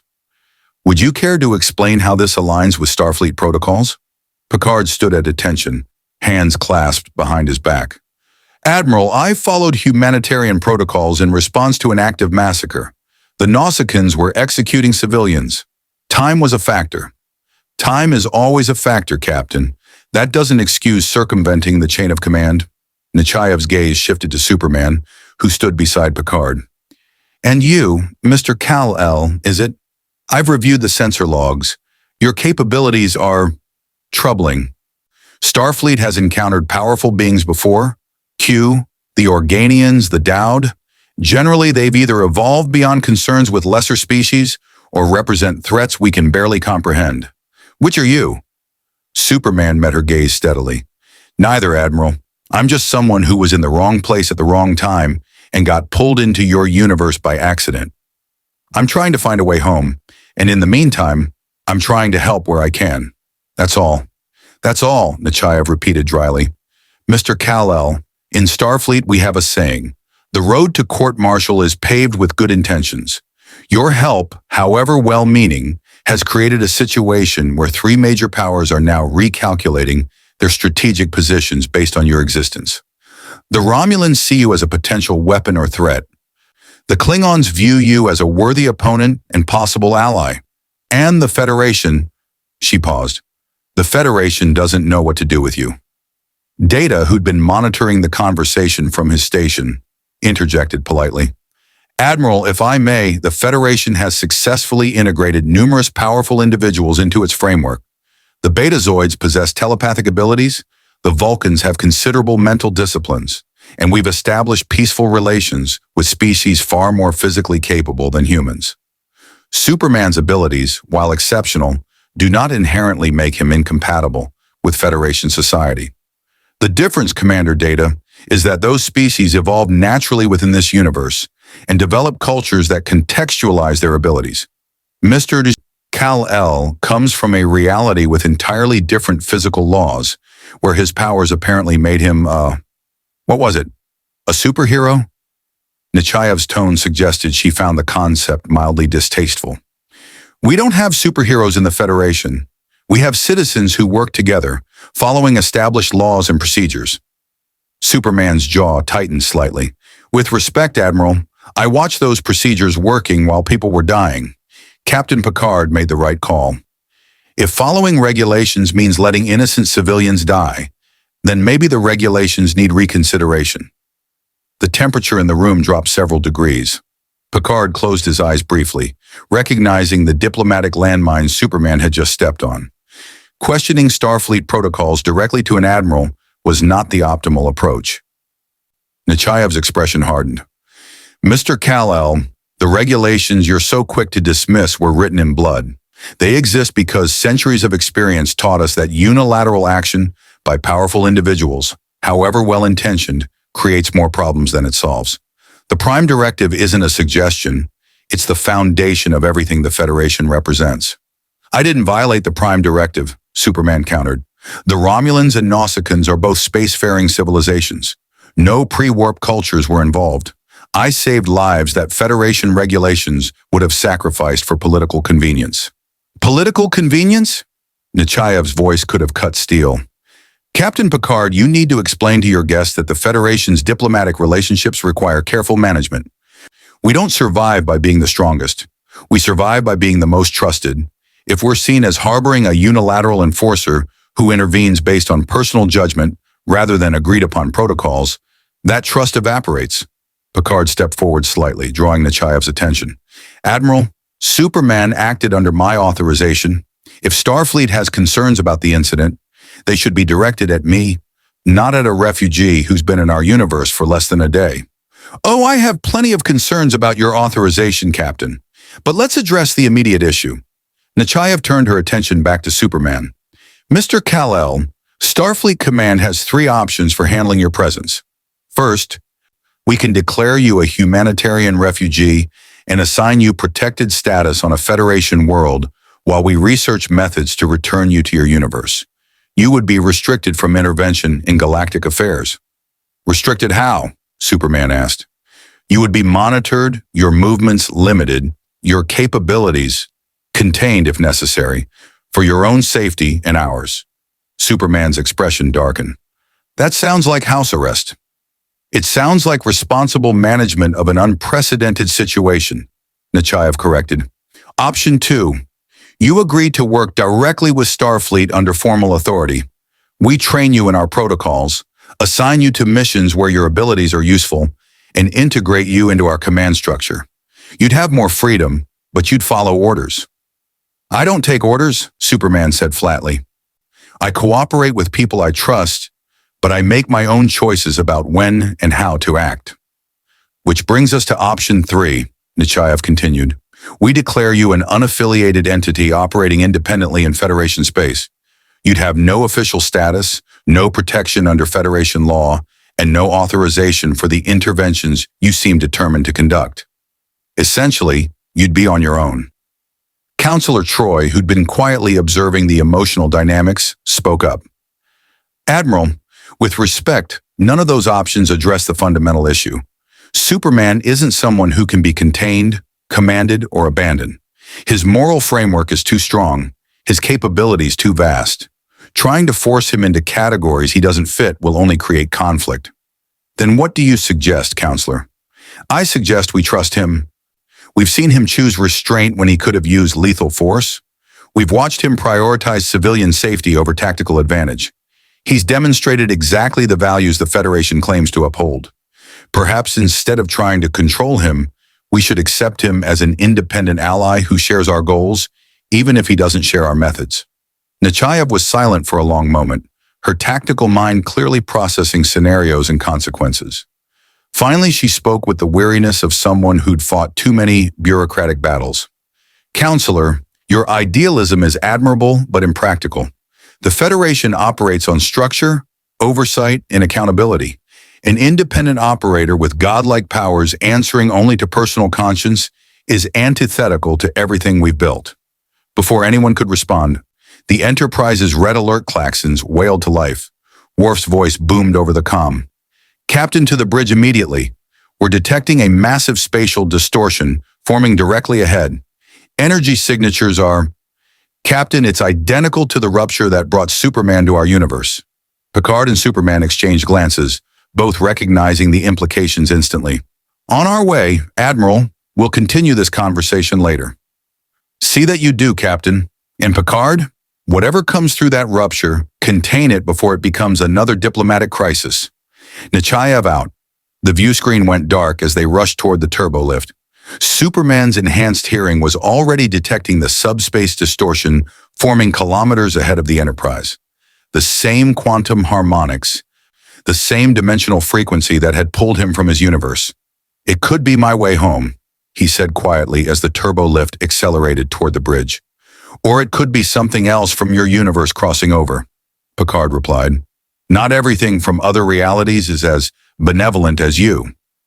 The turbo lift doors opened onto controlled chaos. The bridge crew worked with practiced efficiency, but tension crackled through the air like static electricity. The view screen showed the rupture, a swirling vortex of blue-white energy that seemed to tear at the fabric of space itself. Report, Picard commanded, settling into his command chair. Data's fingers flew across his console. Captain, the rupture is stabilizing into a sustained dimensional gateway. Unlike the temporary breach that brought Superman to our universe, this appears to be a more permanent structure. I am detecting energy patterns consistent with advanced Kryptonian technology, but also something else. Multiple quantum signatures from what appear to be different dimensional origins. Multiple? Superman stepped closer to the view screen, his supervision analyzing details the Enterprise's sensors couldn't fully resolve. That's not right. The probe I encountered in my universe was designed for exploration, not mass transit. What could generate enough power to hold a gateway open like this? Something is coming through, Worf announced. Sensors detect 3 distinct objects entering our space. 2 appear to be vessels of unknown configuration. The third... He paused, recalibrating his instruments. The third is a humanoid entity. Energy readings are similar to Superman, but with significant variations. Picard leaned forward. On screen. Maximum magnification. The view screen resolved into startling clarity. 2 ships emerged from the rupture. One sleek and organic looking, the other angular and clearly built for combat. Both bore design aesthetics utterly foreign to Federation, Klingon, or Romulan engineering principles. But it was the third object that commanded attention. A figure floated in the vacuum of space, surrounded by crackling energy that made the Enterprise's sensors scream contradictory data. Humanoid, female, wearing armor that seemed to be constructed from living metal and powered by something that registered as both technology and biology merged seamlessly. Long dark hair floated around her head in the absence of gravity, and her eyes glowed with power that made Superman's heat vision look like a candle. By the prophets, someone whispered. Superman's expression had gone completely still. I know her, or at least, I know who she looks like. Who? Picard asked. In my universe, there's a new god named Darkseid, one of the most dangerous beings in existence. That woman out there, Superman's voice carried dread understanding. She's wearing his symbol, which means she either serves him or she's claimed his power for herself. Either way, we're in serious trouble. The woman turned her attention to the Enterprise, and even across the void of space, her gaze seemed to pierce through shields, hull, and straight into every soul aboard. When she spoke, her voice carried through subspace communications with authority that made reality itself seem to bend in acknowledgement. I am Grail, daughter of Darkseid, heir to Apokolips. I have tracked the Kryptonian energy signature through dimensional barriers for one purpose. Her glowing eyes fixed on Superman with unmistakable intent. Kal-El of Krypton, I have come to kill you. Your continued existence threatens plans set in motion before your planet's destruction. Surrender yourself, or I will tear this vessel and every being aboard it into molecular dust. The bridge fell silent. Even the ship's normal mechanical humming seemed to quiet in the face of the threat. Picard stood slowly, every diplomatic instinct engaging. I am Captain Jean-Luc Picard of the Federation Starship Enterprise. You are threatening a vessel under the protection of the United Federation of Planets. Stand down immediately and we can discuss. There is nothing to discuss, Captain. Grail raised one hand, and energy that made antimatter look stable began gathering around her fingers. I offer you one chance to survive. Surrender the Kryptonian. Now. Superman stepped forward, his cape billowing despite the bridge's artificial atmosphere. Jean-Luc, get the Enterprise to safety. This isn't your fight. Everything that happens on this ship is my fight, Picard replied firmly, and I don't surrender crew members to threats, regardless of how powerful those threats appear. Mr. Worf, raise shields. All hands to battle stations. Grail smiled, a predatory expression that promised violence and seemed to relish the prospect. So be it. At least the Kryptonian will die knowing his cowardly captain chose death for his crew rather than sensible surrender. She moved.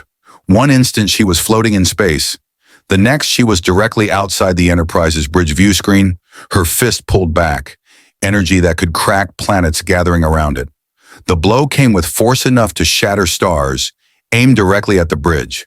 Superman exploded into motion, phasing through the view screen, using speed to vibrate his molecules past the solid matter, and intercepting Grail's fist with his own. The collision of two beings from different universes meeting in combat created a shockwave that rippled through subspace itself. The Enterprise's shields screamed under the strain. Alarms wailed throughout the ship as structural integrity fields compensated for forces they were never designed to withstand. And in the void of space, two impossibly powerful beings began a battle that would determine not just Superman's fate, but potentially the future of an entire universe unprepared for the kind of power they represented.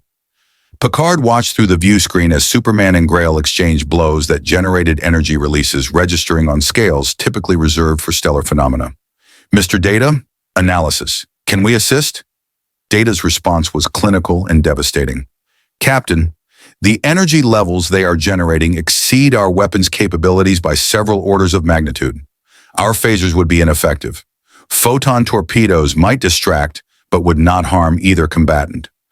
We are witnessing combat between beings who operate on fundamentally different power scales than anything the Enterprise was designed to confront. Then we're helpless, Riker said, frustration clear in his voice. Not helpless, Picard corrected, but outmatched, which means we need to be smart rather than strong. Data, analyze Grail's ships. Are they automated or crewed? Scanning now, Captain. The organic vessel appears to be a living ship. Biosynthetic technology far beyond our understanding. The combat vessel has multiple life signs aboard. Species unknown, but definitely crewed. Then we may have leverage after all. If Superman can't defeat Grail, perhaps we can give her a reason to negotiate. Worf, target those vessels. Don't fire unless I give the order, but let them know we're prepared to. Outside, the battle continued with intensity that defied comprehension. Superman fought with every technique he'd learned, every ounce of power his cells could generate in this universe where solar radiation filtered differently through alien space. But Grail matched him blow for blow, her apocalyptian technology and new god heritage giving her strength that rivaled his Kryptonian physiology. They crashed together in exchanges that generated light bright enough to require the view screen's filters. They grappled in the vacuum, trading devastating hits that would have vaporized normal beings. And through it all, Grail's voice carried through the void with terrible conviction. You cannot win, Kryptonian. Your powers are diminished in this universe. Mine burn brighter than ever. Surrender and die with dignity, or I'll kill everyone you've met in this reality before ending you. Superman's response was to grab her arm and spin, using her own momentum to hurl her away from the Enterprise with force that sent her tumbling through space for thousands of kilometers. He followed immediately, determined to keep the battle away from the ship and its crew. But as he pursued, something else emerged from the dimensional rupture. Something vast, something ancient. Something that made both Superman and Grail pause in their combat to stare at the entity materializing before them. A being of pure energy and malevolent intelligence, drawn by the dimensional gateway and hungry for the power it sensed. And in the Enterprise's conference room, where Admiral Nechaev's face had reappeared on the view screen, her expression was one of dawning horror. "Captain Picard, we're detecting it from Earth. What have you done? What have you allowed into our universe?" Picard had no answer. He could only watch as the stakes of Superman's presence in the Star Trek universe escalated beyond anything he'd imagined. The trial by fire had just become an inferno. The entity that emerged from the dimensional rupture defied classification. Data's sensors registered it as pure energy, yet it possessed mass. It appeared biological, yet scans detected technology woven through its structure. Most disturbing of all, it radiated malevolence so profound that even Counselor Troy gasped and clutched her temples. It's wrong," Troy managed, her empathic senses overwhelmed. "Not evil in the way sentient beings are evil, but fundamentally antithetical to life itself. Like it exists to unmake things." The entity was massive, easily 3 times the size of the Enterprise. A writhing mass of dark energy shot through with veins of sickly green light. Appendages that might have been tentacles or might have been streams of pure entropy reached outward, and where they touched normal space, reality itself seemed to decay. Superman and Grail had frozen in their combat, both recognizing a threat that transcended their personal conflict. Through his communicator, Superman's voice reached the Enterprise bridge. "Captain Picard, what is that thing?" Data's fingers flew across his console with inhuman speed. "I am detecting quantum decay signatures, consistent with a being from the spaces between dimensions. What theoretical physics refers to as the null space void. It should not be able to exist in normal reality, yet the dimensional rupture has provided it access. It's feeding on the gateway," Geordi added from engineering, his visor tracking energy flows invisible to normal sight.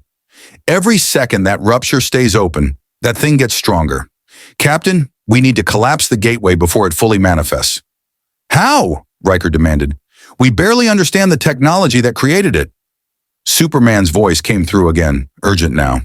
"The probe I encountered in my universe, it was designed to create stable pathways between dimensions. If that technology is powering the gateway, there might be a shutdown sequence built into it. But someone would need to access the rupture's energy matrix directly." "That's impossible," Geordi protested. "The energy levels would vaporize any shuttle we sent in. Even our shields couldn't withstand proximity to that kind of dimensional instability." "I could do it," Superman said. "If you can identify the shutdown sequence, I can get close enough to implement it." Grail's voice cut through the channel, sharp and imperious. "The Kryptonian speaks wisdom for once. That entity is a Dreadstalker, a predator from the spaces between realities. My father's scientists documented them millennia ago. They consume dimensional energy and anything that possesses it, which means..." She paused meaningfully. "Both Superman and I are on its menu." The Dreadstalker seemed to confirm her assessment by turning its attention toward the 2 most powerful beings in the vicinity. Appendages of decay reached out with terrifying speed, seeking to engulf them both. Superman moved first, intercepting one appendage with his heat vision. The concentrated thermal energy should have incinerated anything it touched, but the Dreadstalker's matter-unmaking properties absorbed the attack and converted it into more mass. The creature grew slightly larger. "Energy attacks, feed it," Superman called out. "Physical force only." Grail dove beneath a second appendage, her fists crackling with power she carefully didn't release. Instead, she grabbed the tentacle-like structure and tore, using raw strength to rip chunks from the creature. The Dreadstalker shrieked, a sound that traveled through subspace and made every console on the Enterprise spark with feedback. "They're holding it off, but barely," Worf reported. "Captain, if that entity reaches the Enterprise, our shields will not protect us. Its decay effect would eat through our hull in seconds."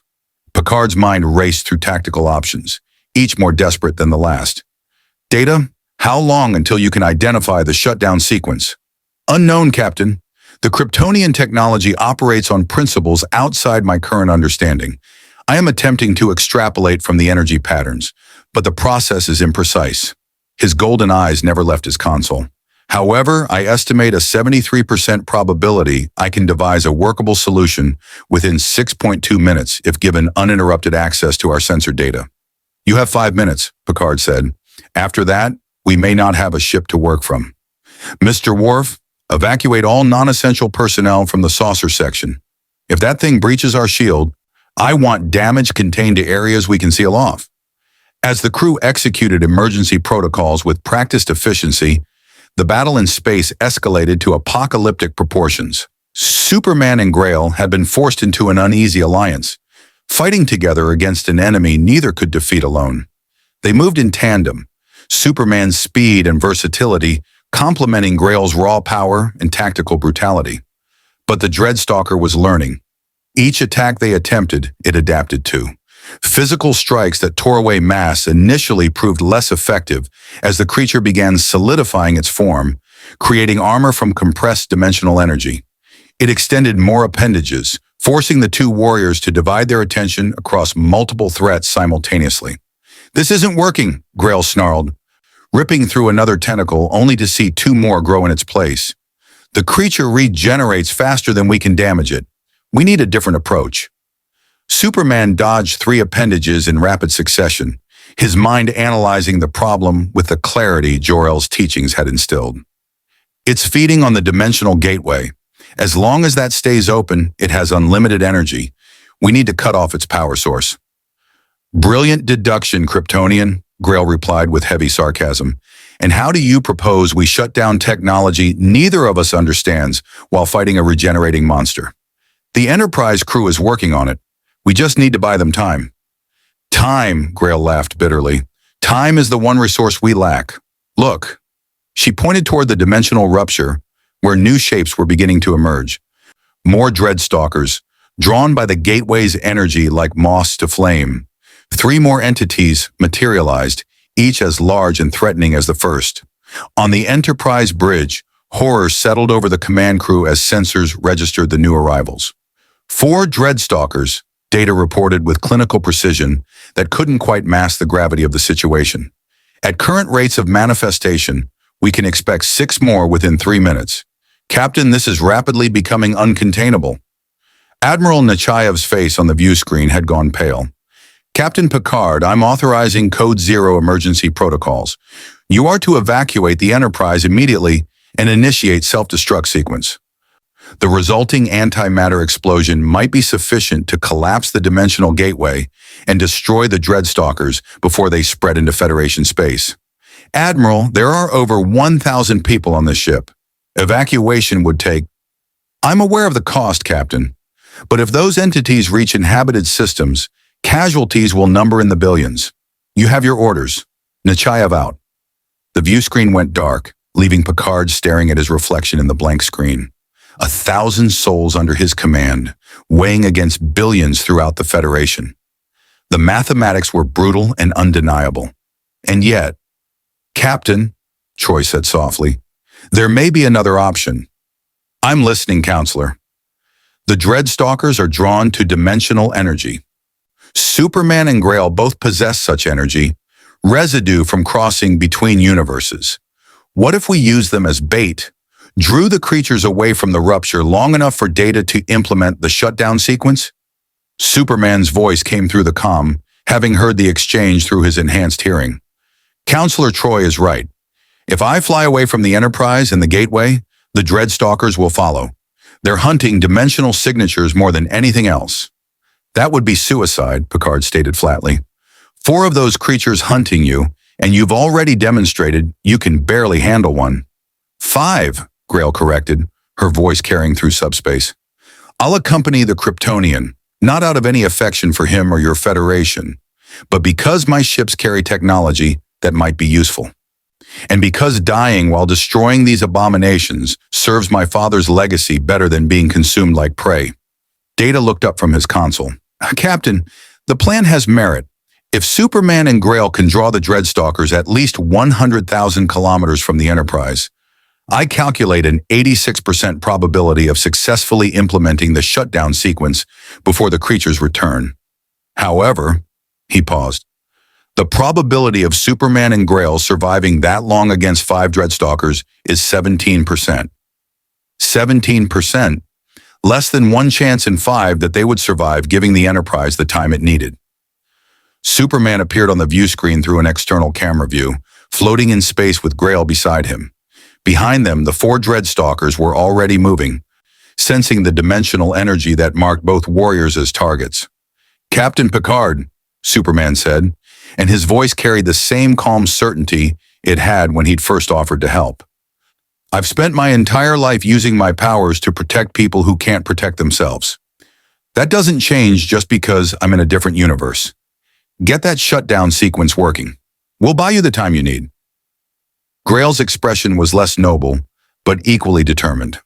"And when you succeed, Kryptonian, I expect you to honor our agreement.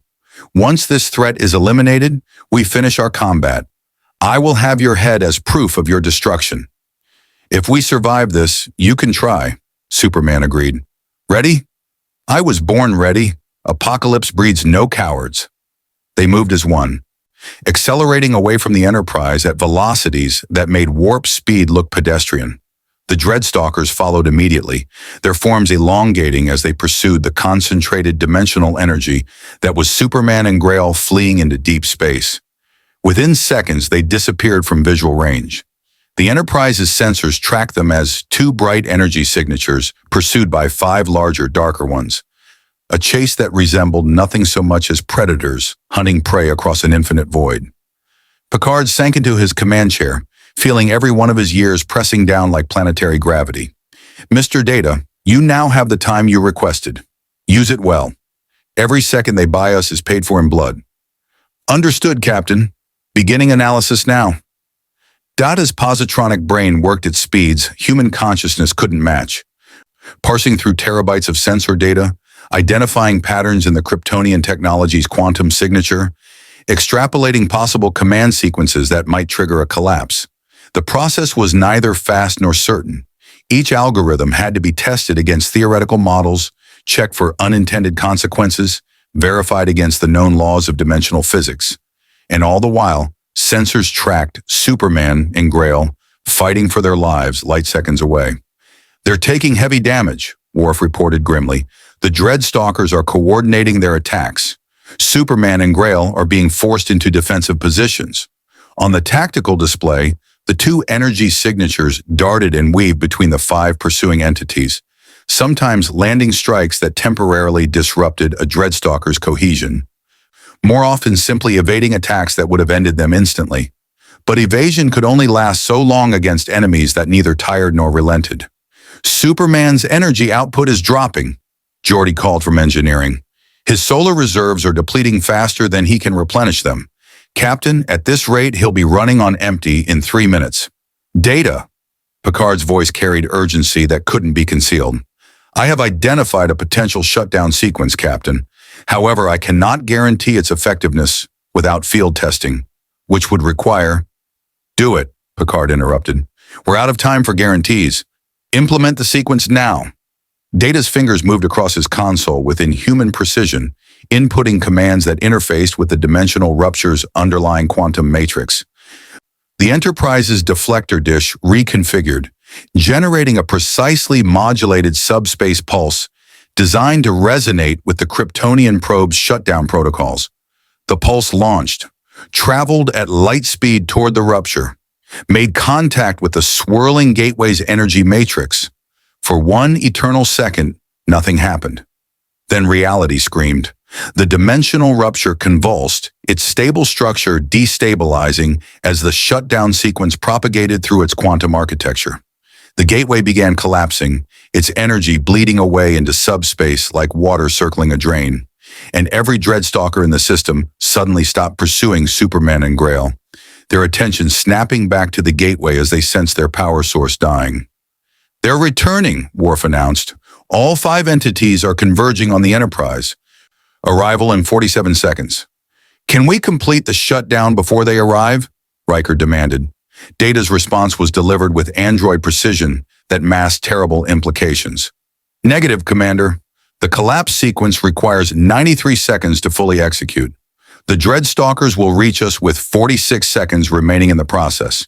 If they attack the Enterprise or the Gateway, they could prevent full collapse and potentially destabilize the shutdown, creating a quantum cascade that would tear this entire sector apart." Picard stood, squaring his shoulders against impossible odds. "Then we defend the Gateway for those 46 seconds. Mr. Worf, all weapons free. Target the Dreadstalkers the moment they enter range. Geordi, divert all available power to shields. Counselor, evacuate the forward sections and—" "Captain!" The view screen lit up with external feeds showing Superman and Grail accelerating past the Enterprise at maximum velocity, positioning themselves directly between the ship and the returning Dreadstalkers. Superman's voice came through, strained but determined. "Enterprise, stay exactly where you are. Keep that shutdown sequence running. We'll handle the rest." Grail's laughter carried through the channel, wild and fierce. "For once, the Kryptonian and I agree. These creatures threaten everything. My universe. This universe. The very structure of reality itself. They cannot be allowed to survive." The 5 Dreadstalkers arrived in a wave of decay energy, appendages reaching toward the Gateway, toward the Enterprise, toward everything they could consume, and Superman and Grail met them head-on. What followed defied description. 2 beings from different realities who'd crossed dimensions to kill each other now fought with perfect synchronization to protect a universe neither called home. They struck with every ounce of power their cells could generate, no longer conserving strength or planning for future combat. This was everything. The last stand, the final gambit. Superman's heat vision carved through Dreadstalker appendages, while Grail's fists pulverized their mass into dispersing energy. They moved as one organism, covering each other's blind spots, maximizing damage while minimizing their own exposure. But 5 Dreadstalkers against 2 warriors, no matter how powerful, was mathematics written in inevitable defeat. A decayed tentacle caught Superman's shoulder, and where it touched, his invulnerable skin began to break down at the molecular level. He screamed, a sound of agony that carried through vacuum via subspace resonance, but didn't retreat. Instead, he grabbed the appendage with both hands and tore it free, even as his flesh tried to unmake itself. Grail took 3 strikes meant for Superman, her apocalyptian armor absorbing damage that would have killed lesser beings. But armor could only withstand so much. Cracks appeared in her defenses, and through those cracks, decay began spreading. On the Enterprise bridge, the crew watched helplessly as their unlikely defenders were slowly overwhelmed. 30 seconds remaining in shutdown sequence, Data reported. 30 seconds. An eternity. An instant. Superman and Grail fought on. 20 seconds. Superman's left arm hung useless, the decay spreading from his shoulder toward his chest despite his body's desperate attempts to heal. Every cell in his being fought against the unmaking, but Kryptonian physiology had never evolved to counter entropy made manifest. He switched tactics, using his remaining strength to grapple one Dreadstalker while his heat vision targeted another, accepting damage to inflict it. Grail was in worse condition. Her armor had fractured across her torso, and decay ate at the flesh beneath. But her eyes still burned with defiant fury, and her fists still struck with enough force to shatter the creature's cohesion temporarily. She fought like her namesake, a holy relic of war, holding the line no matter the cost. 10 seconds. Data's voice remained clinically calm, but even his android nature couldn't completely mask the tension. The Dreadstalkers sensed their power source dying. The dimensional gateway had collapsed to a fraction of its original size, energy bleeding away into subspace in cascading waves. In desperation, the creatures abandoned their attack on Superman and Grail entirely, surging past them toward the rupture itself, seeking to force it open through brute application of decay. "They're going to reach it," Geordi shouted. "Captain, if they touch that gateway before the sequence completes—" "I know," Picard said tersely. Then louder, "All hands brace for impact. Mr. Worf, fire everything." The Enterprise's phaser arrays unleashed concentrated fury at the approaching Dreadstalkers. The beams were utterly ineffective against the creatures themselves, energy simply feeding their mass. But they created interference patterns that slowed their approach by microseconds. Photon torpedoes followed, their antimatter explosions doing nothing to harm the entities but creating obstacles they had to navigate around. Microseconds. That's what the Enterprise bought. Tiny fragments of time purchased with weapons designed for conventional warfare, used in utterly unconventional ways. But microseconds mattered. Superman, seeing the Dreadstalkers surge past him toward the gateway, made a choice. His damaged body was failing, his solar reserves depleted to critical levels, his Kryptonian cells struggling to maintain cohesion against the decay still spreading through his shoulder. He had nothing left to give, so he gave everything. He accelerated to maximum velocity, faster than he'd ever moved in this universe, faster than the filtered solar radiation should have allowed, pushing his cellular structure to absolute limits. The acceleration alone should have torn him apart. His damaged arm did tear free, cells unable to maintain integrity under the stress. But he kept moving, became a blue and red missile aimed at the lead Dreadstalker. The impact released energy measured in megatons. Superman struck the creature with every remaining erg of power his body possessed, driving it away from the gateway, away from the Enterprise, away from everything he'd sworn to protect. The Dreadstalker's decay met his invulnerability in a collision that made reality itself scream. For one perfect moment, they were perfectly matched. Unstoppable force versus immovable object. Superman's cells unmade themselves even as they tried to heal. The Dreadstalker's mass compressed under pressure it had never encountered. Then the moment passed. The creature's appendages wrapped around Superman, decay accelerating, consuming him cell by cell.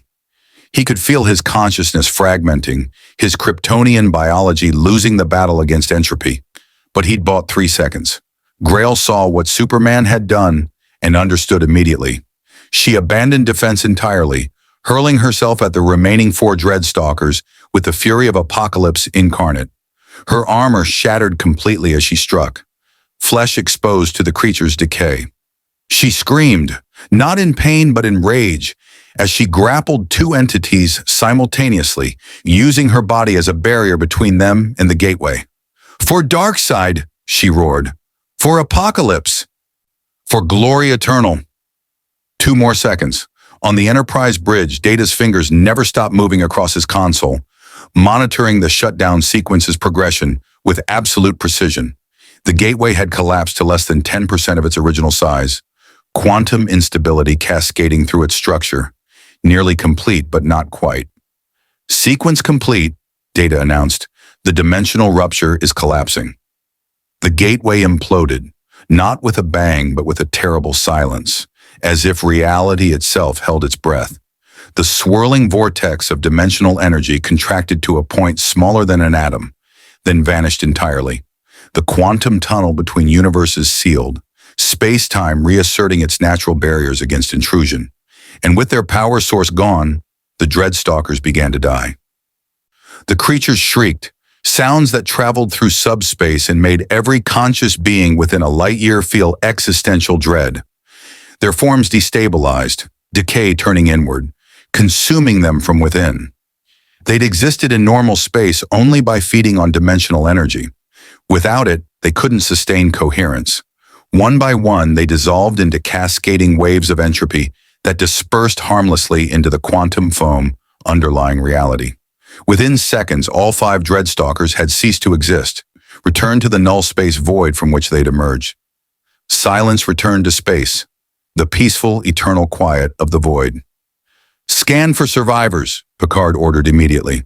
"Lock on to Superman and Grail. Beam them directly to sickbay." "Captain," Worf said quietly, "sensors are having difficulty acquiring stable locks. The decay effect has compromised their molecular cohesion. I am reading massive trauma to both entities." "Beam them up anyway. Dr. Crusher is standing by." The transporter room worked frantically, attempting to get clean locks on 2 beings whose cellular structures had been partially unmade at the quantum level. It took 3 attempts before Chief O'Brien managed to establish stable enough patterns to risk transport. "Got them," O'Brien announced, relief evident in his voice. "They're materializing in sickbay now. But Captain," his voice dropped, "the patterns were barely stable enough to transport. I don't know if Dr. Crusher can help them." In sickbay, Beverly Crusher had prepared for mass casualties. She'd cleared every available bed, assembled her best medical team, and replicated enough trauma supplies to handle a fleet engagement. But nothing could have prepared her for what materialized on her biobeds. Superman appeared first, his uniform shredded, his left arm completely missing, decay spreading across his shoulder and chest like a living shadow. His breathing was shallow, his heartbeat irregular, and his cells were literally coming apart at the molecular level. Every scanner she pointed at him delivered impossible readings that contradicted themselves. Grail materialized beside him in even worse condition. Her armor had disintegrated entirely, her body showing catastrophic trauma across 80% of its surface. The decay had eaten through flesh to expose bone in several locations. Her breathing had stopped, her heart silent. "She's dead," one of Beverly's nurses reported. "No, she's not." Beverly's scanners detected something her medical training hadn't prepared her for: apocalyptic physiology operating on principles that transcended conventional biology. Grail's consciousness had retreated into some core protected area, her body entering a state that resembled death but was actually profound stasis. "Get me the neurological regenerator and 30 cc's of inapprovalane, and someone get Commander Data down here. I need his help analyzing these physiologies before I can treat them." She turned to Superman, whose eyes had flickered open. He tried to speak, but his vocal cords had been partially decayed. Instead, he managed only a rasping whisper. "Did we?" "You succeeded," Beverly said gently, beginning emergency procedures to stabilize his cellular decay. "The gateway is closed. The Dreadstalkers are destroyed. You saved everyone aboard this ship. Now lie still and let me try to save you." Superman's eyes closed, consciousness slipping away. Beverly worked with desperate precision, using every tool at her disposal to halt the decay spreading through his body. Federation medical science had never encountered anything like Kryptonian physiology. Cells that stored solar energy, biology that defied conventional physical laws, tissue that should have been indestructible but had been unmade by forces beyond comprehension. Data arrived within 90 seconds, his android mind immediately analyzing the situation. "Doctor, I am detecting that Superman's remaining cells are attempting to heal, but lack sufficient solar energy to overcome the decay. If we could provide concentrated solar radiation matching his native star's spectrum..." "The holodeck," Beverly realized. "We could simulate a yellow sun, immerse him in radiation. But transporting him in this condition risks completing the decay process. The molecular disruption during transport could finish what the Dreadstalker started. Then we must bring the sun to him." Data's fingers moved with inhuman speed across a medical console. "I am reconfiguring the medical bay's lighting systems to emit concentrated solar radiation in the appropriate wavelength. It will not be as effective as natural sunlight, but it may provide sufficient energy for his cells to halt the decay and begin regeneration." The lights in sickbay shifted, taking on a golden quality that felt warm and alive. Superman's body responded immediately, remaining cells absorbing the radiation, metabolic processes accelerating, decay slowing its inexorable advance. It wasn't healing, not yet, but it was stabilization. Grail's condition was more complicated. Her apocalyptic physiology operated on principles that combined biology with technology in ways Beverly couldn't fully parse. Data worked on her while Beverly focused on Superman, android precision attempting to decode new god anatomy through pure analytical processing. "Her neural patterns are intact but dormant," Data reported. "I believe she has entered a protective stasis to preserve consciousness while her body attempts self-repair. However, the decay has damaged her cellular regeneration systems. She will require external intervention to survive." "What kind of intervention?" Beverly asked. "I am uncertain. Apocalyptic medical science is not documented in Federation databases. However," Data paused, processing. "Her ships remain in orbit. It is possible they contain medical technology designed for her physiology. Should I request permission to board them?" Before Beverly could respond, Picard's voice came through the comm. Dr. Crusher, status update on our patients? Superman is stabilized but critical. He's lost his left arm, and the decay damaged approximately 40% of his remaining tissue. His body is attempting to heal now that we're providing solar radiation, but full recovery will take time, possibly days or weeks. Grail is in protective stasis. We need access to her medical technology to properly treat her. There was a pause while Picard considered. Very well. Commander Data, assemble an away team and board Grail's organic vessel. Exercise extreme caution. We don't know if it's automated or if it will recognize you as hostile. Mr. Worf, you'll accompany him with a security team. Aye, Captain. As Data and Worf prepared for the boarding mission, Picard stood on the bridge surveying the aftermath. The dimensional gateway was gone, collapsed into quantum nothingness. The Dreadstalkers had been destroyed. Superman and Grail had survived, barely. And somehow, against impossible odds, the Enterprise remained intact with 0 casualties among the crew. It should have felt like victory. Instead, Picard felt the weight of consequences still unfolding. Admiral Nechayev would demand answers for why he disobeyed direct orders to evacuate and self-destruct. The Romulans had undoubtedly recorded everything, now possessing detailed intelligence on Superman's capabilities and limitations. The Klingons would hear tales of this battle and grow even more interested in testing themselves against such warriors. And the gateway, though closed, had proven that dimensional barriers could be breached. Others might attempt it, drawn by curiosity or ambition, or the simple human desire to explore beyond boundaries. Captain, Counselor Troy said softly, approaching his command chair. You're troubled. We opened a door today, Counselor. Even though we closed it again, the knowledge that such doors exist will spread. Every faction with the technology will begin researching dimensional travel, some seeking knowledge, others seeking power, all of them potentially unleashing horrors like the Dreadstalkers into our reality. Perhaps, Troy acknowledged, but we also proved that such threats can be defeated, that different beings from different realities can work together against common enemies. Superman and Grail were trying to kill each other, yet they fought side by side to protect this universe. That speaks to something fundamental about consciousness itself, the ability to recognize greater goods beyond personal conflicts. Picard smiled faintly. You're saying there's hope even in this disaster. I'm saying that Superman's presence here, as complicated as it's been, has also reminded us of something important. Sometimes the right thing to do is also the hardest thing. He never hesitated to help, never calculated odds or political implications. He simply saw people in danger and acted. That clarity of purpose is refreshing, even inspiring.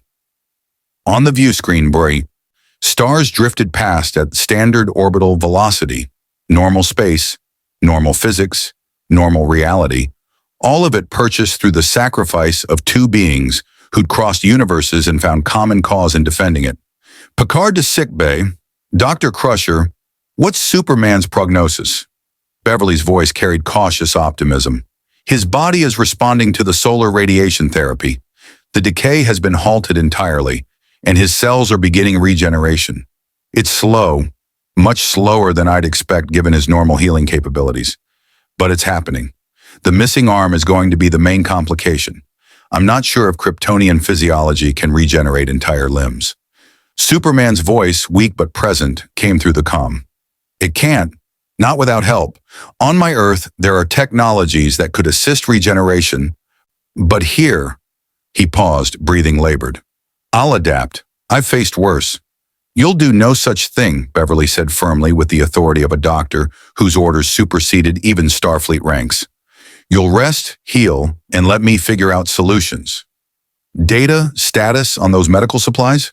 Data's response came from Grail's ship. We have located what appears to be a medical bay.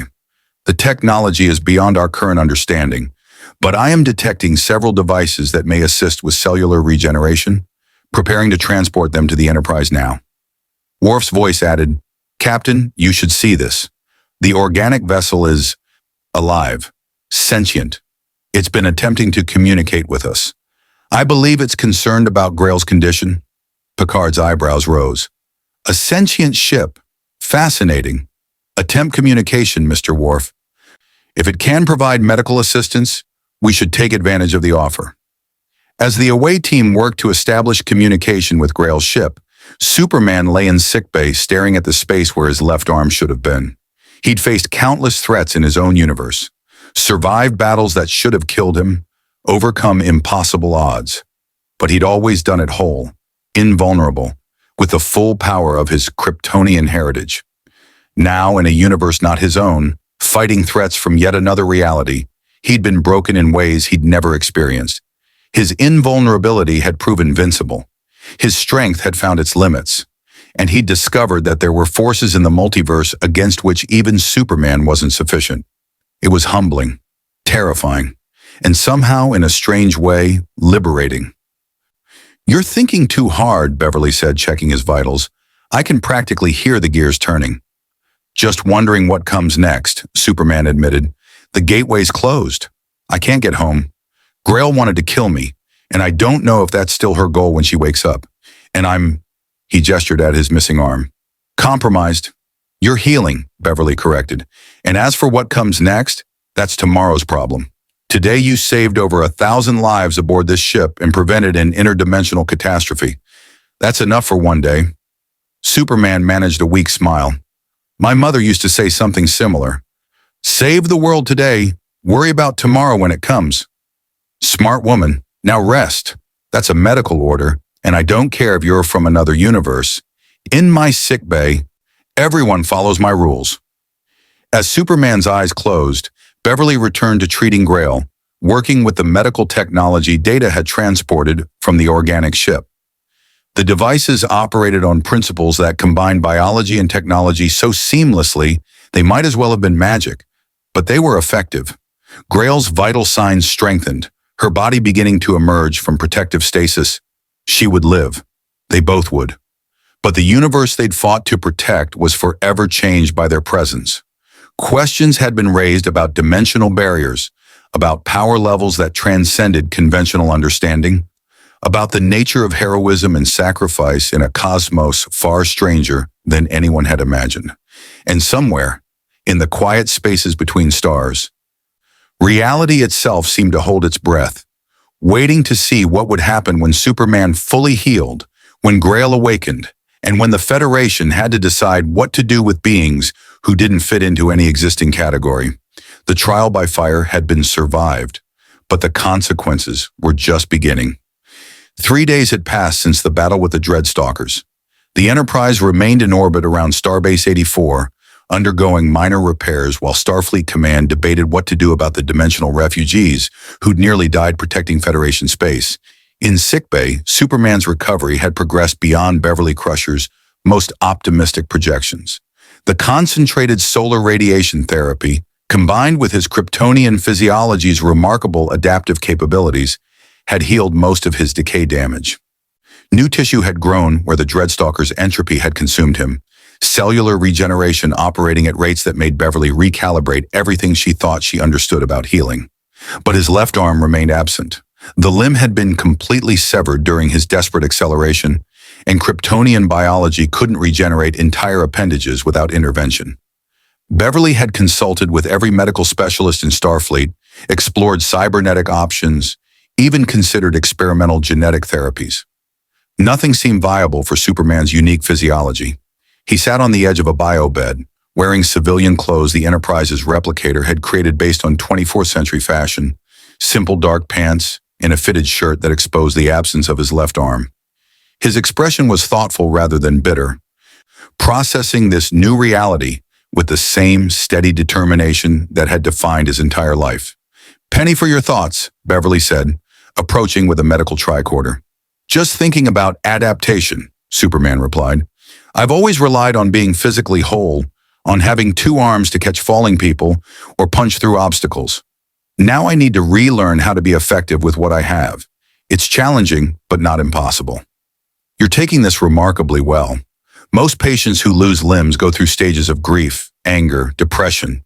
You seem accepting." "I've had 3 days to process it, and honestly, Doctor, I'm alive. Grail is alive. Every single person on this ship is alive. A missing arm seems like a small price to pay for that outcome. He flexed his remaining hand, testing strength and coordination. Besides, I'm not helpless. I can still fly, still use heat vision, still help people. I'll just have to be more creative about how. Beverly ran her tricorder over his shoulder, monitoring the regrowth of tissue at the amputation site. The regeneration has stabilized here. I could fit you with a cybernetic prosthetic. Starfleet has excellent artificial limb technology. It wouldn't have your strength, but it would restore functional use. Maybe eventually. For now, I'd rather adapt to what I am than try to recreate what I was. Does that make sense? It makes perfect sense. You're redefining your capabilities around your new reality instead of mourning your old one. That's actually very healthy. She lowered the tricorder. You have a visitor waiting outside, by the way. She's been asking to see you every day. But I wanted you stable first. Superman's expression grew cautious. Grail? Yes. She woke up yesterday, fully healed thanks to her ship's medical technology. She's been cooperative, not threatening, but... Beverly paused. She says she owes you a debt that must be settled. In apocalyptic culture, that apparently has specific implications. It usually means she'll try to kill me to restore her honor, Superman said dryly. Should I be worried about her attempting that in your sickbay? Captain Picard has made it very clear that any violence aboard the Enterprise will result in immediate confinement. She's agreed to those terms. But Superman, you're in no condition to fight. You're healed from the decay damage, but you're still recovering your full strength and you're minus an arm. If she attacks, I'll handle it, Superman assured her. Send her in. Beverly hesitated, then nodded. She moved to the sickbay entrance and spoke briefly to the security guards outside. Moments later, Grail entered. She'd been provided clothing from the Enterprise's replicator as well. Practical dark attire that replaced her destroyed armor. Without the trappings of Apocalypse, she looked younger, less imposing, but her eyes still burned with that fierce intensity, and her posture carried the coiled readiness of a warrior who could explode into violence at any moment.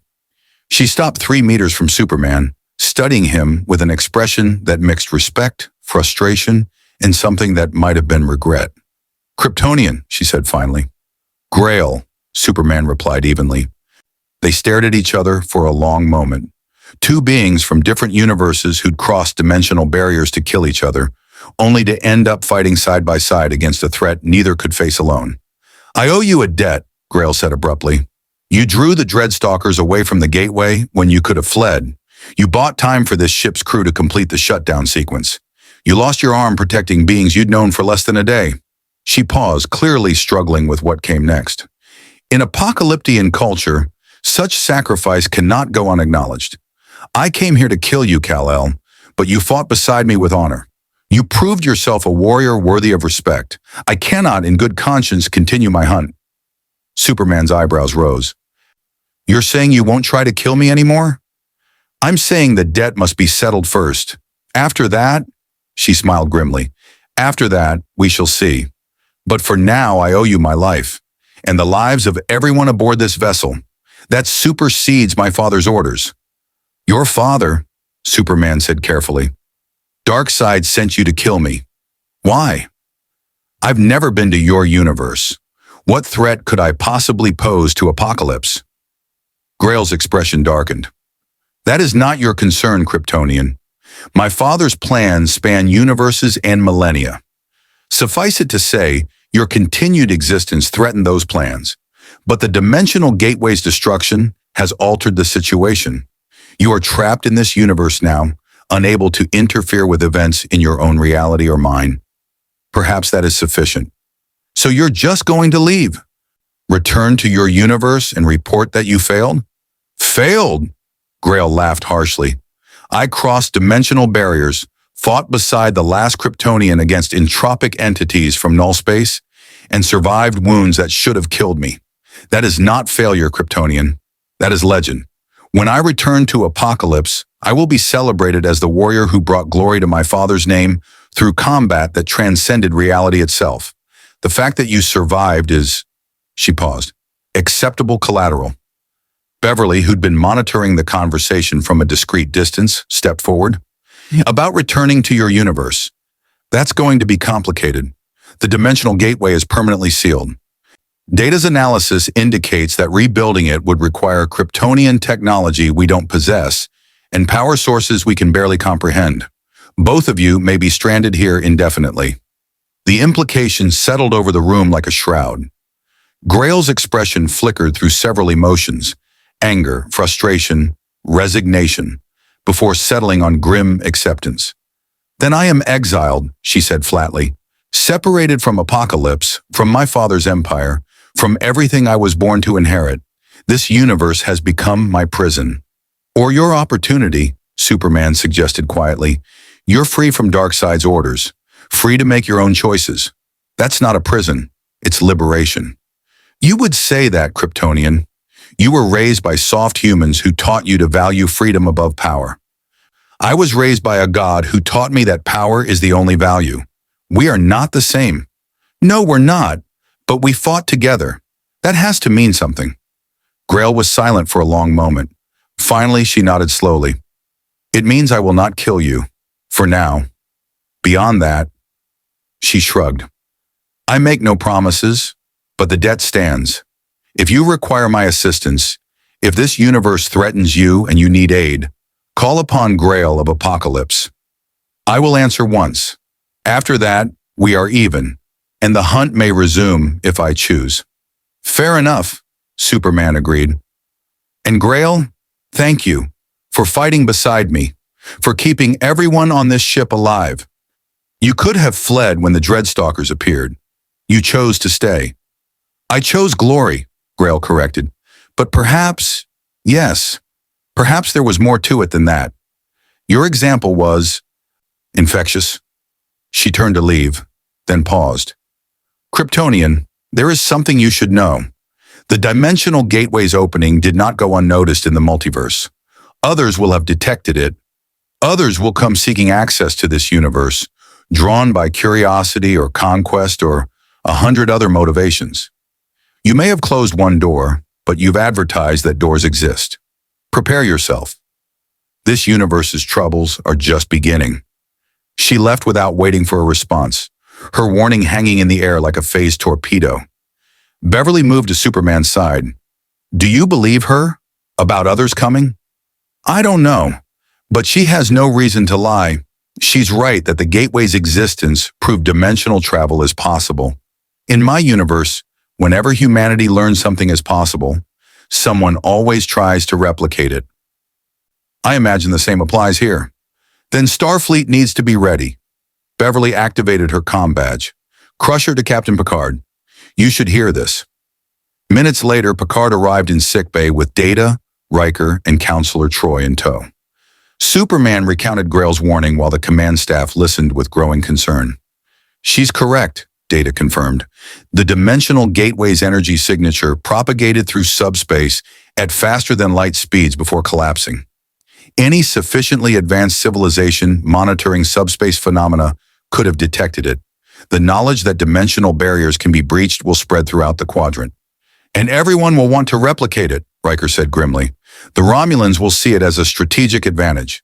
The Klingons will want to conquer alternate universes for glory. Even the Ferengi will see commercial opportunities. To say nothing of hostile powers," Picard added. "The Borg encountered this gateway. They'll recognize the potential for assimilating entire alternate realities. The Dominion will see new territories to conquer." He turned to Superman. "Mr. Kal-El, you've inadvertently triggered an interdimensional arms race. Every major power will now be researching methods to cross between realities."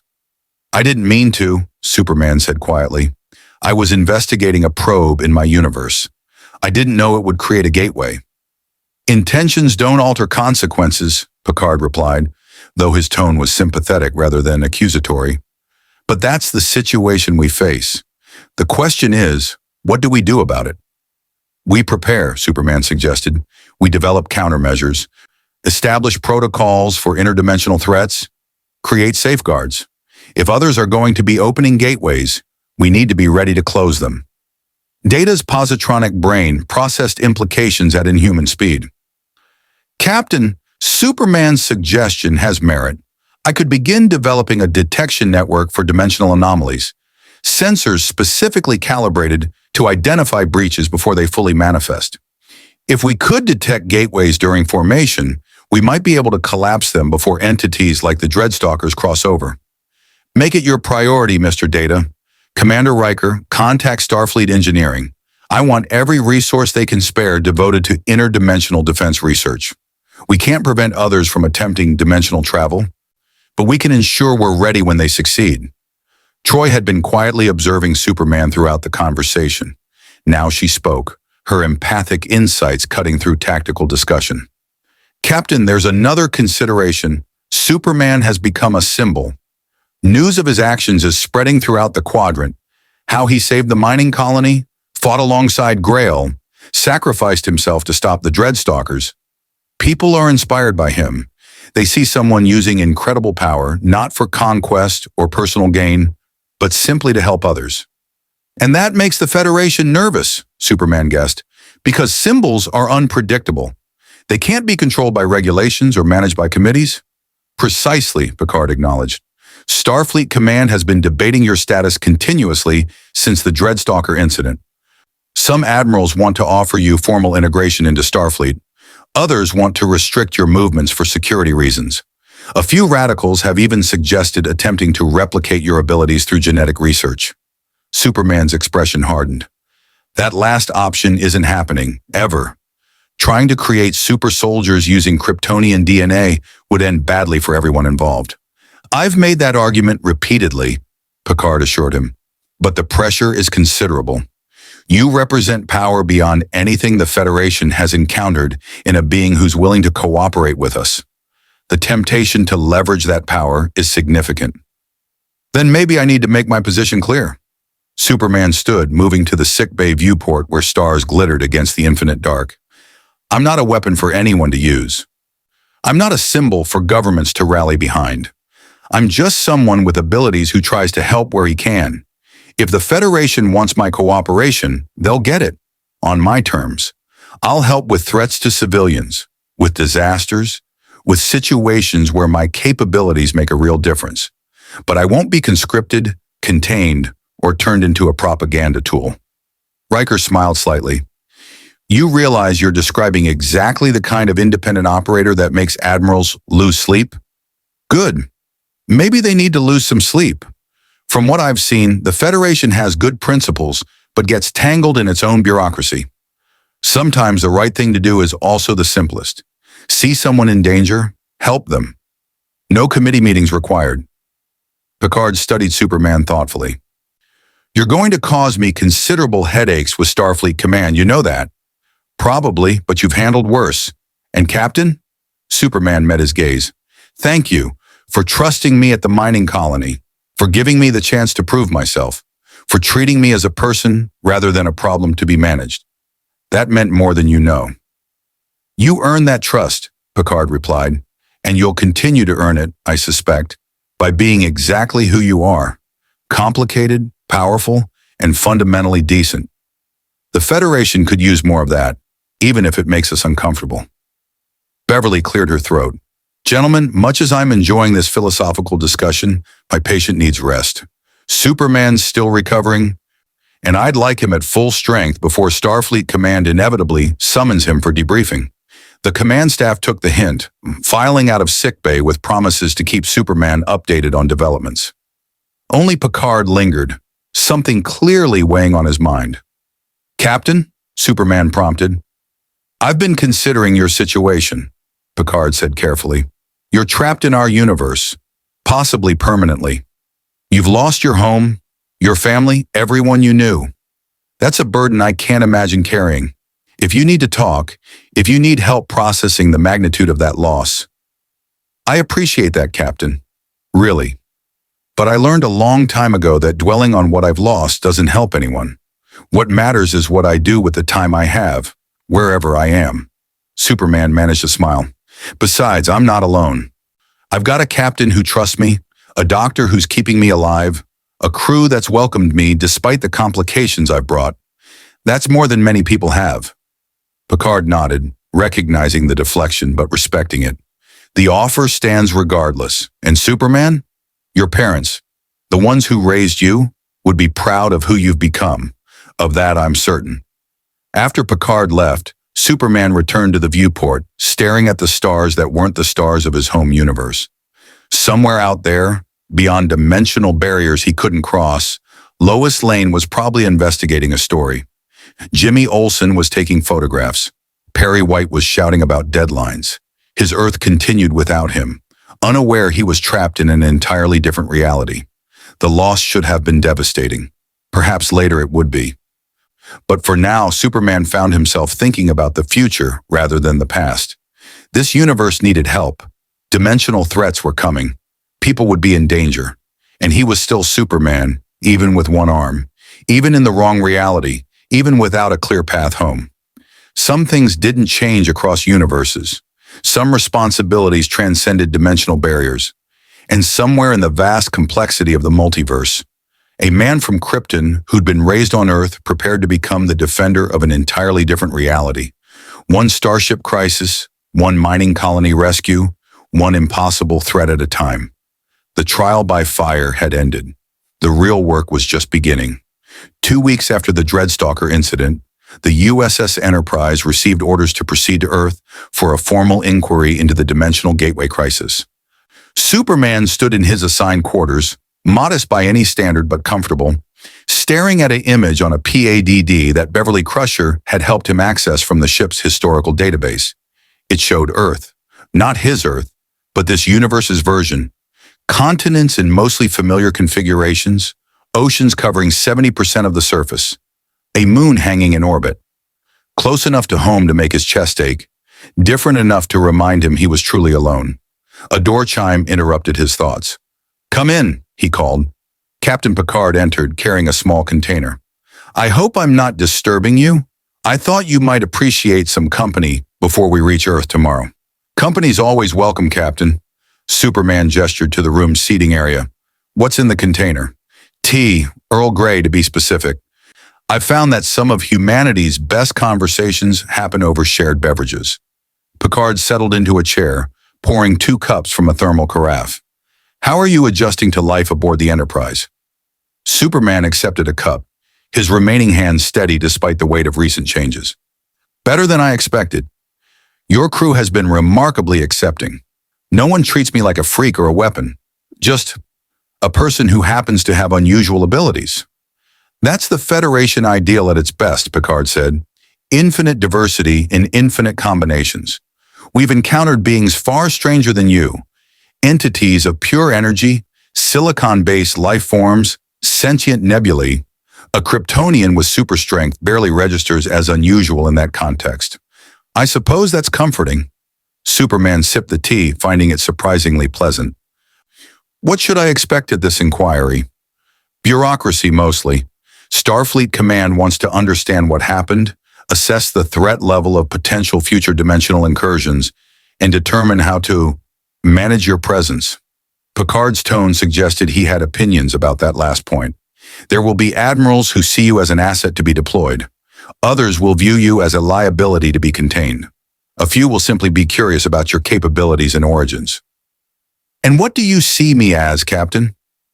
Picard considered the question carefully. "I see a man who was torn from his home through no fault of his own, who found himself in an unfamiliar universe, and who immediately began helping others despite having every reason to focus solely on his own situation. That's the measure of character, Mr. Kal-El. Not your powers, but your choices." "That means a lot," Superman said quietly, "especially from someone I've come to respect as much as you." They sat in comfortable silence for a moment, 2 men from vastly different backgrounds finding common ground and shared values. Finally, Picard spoke again. "Data has made progress on the dimensional detection network. He believes he can identify gateway formations with 93% accuracy, giving us approximately 12 minutes warning before full manifestation. It's not perfect, but it's a considerable improvement over being caught completely off guard." 12 minutes, Superman mused. "Enough time to evacuate nearby ships, establish defensive perimeters, maybe even attempt to collapse the gateway before anything comes through. That's good work. It's a start. But Data's analysis suggests something troubling.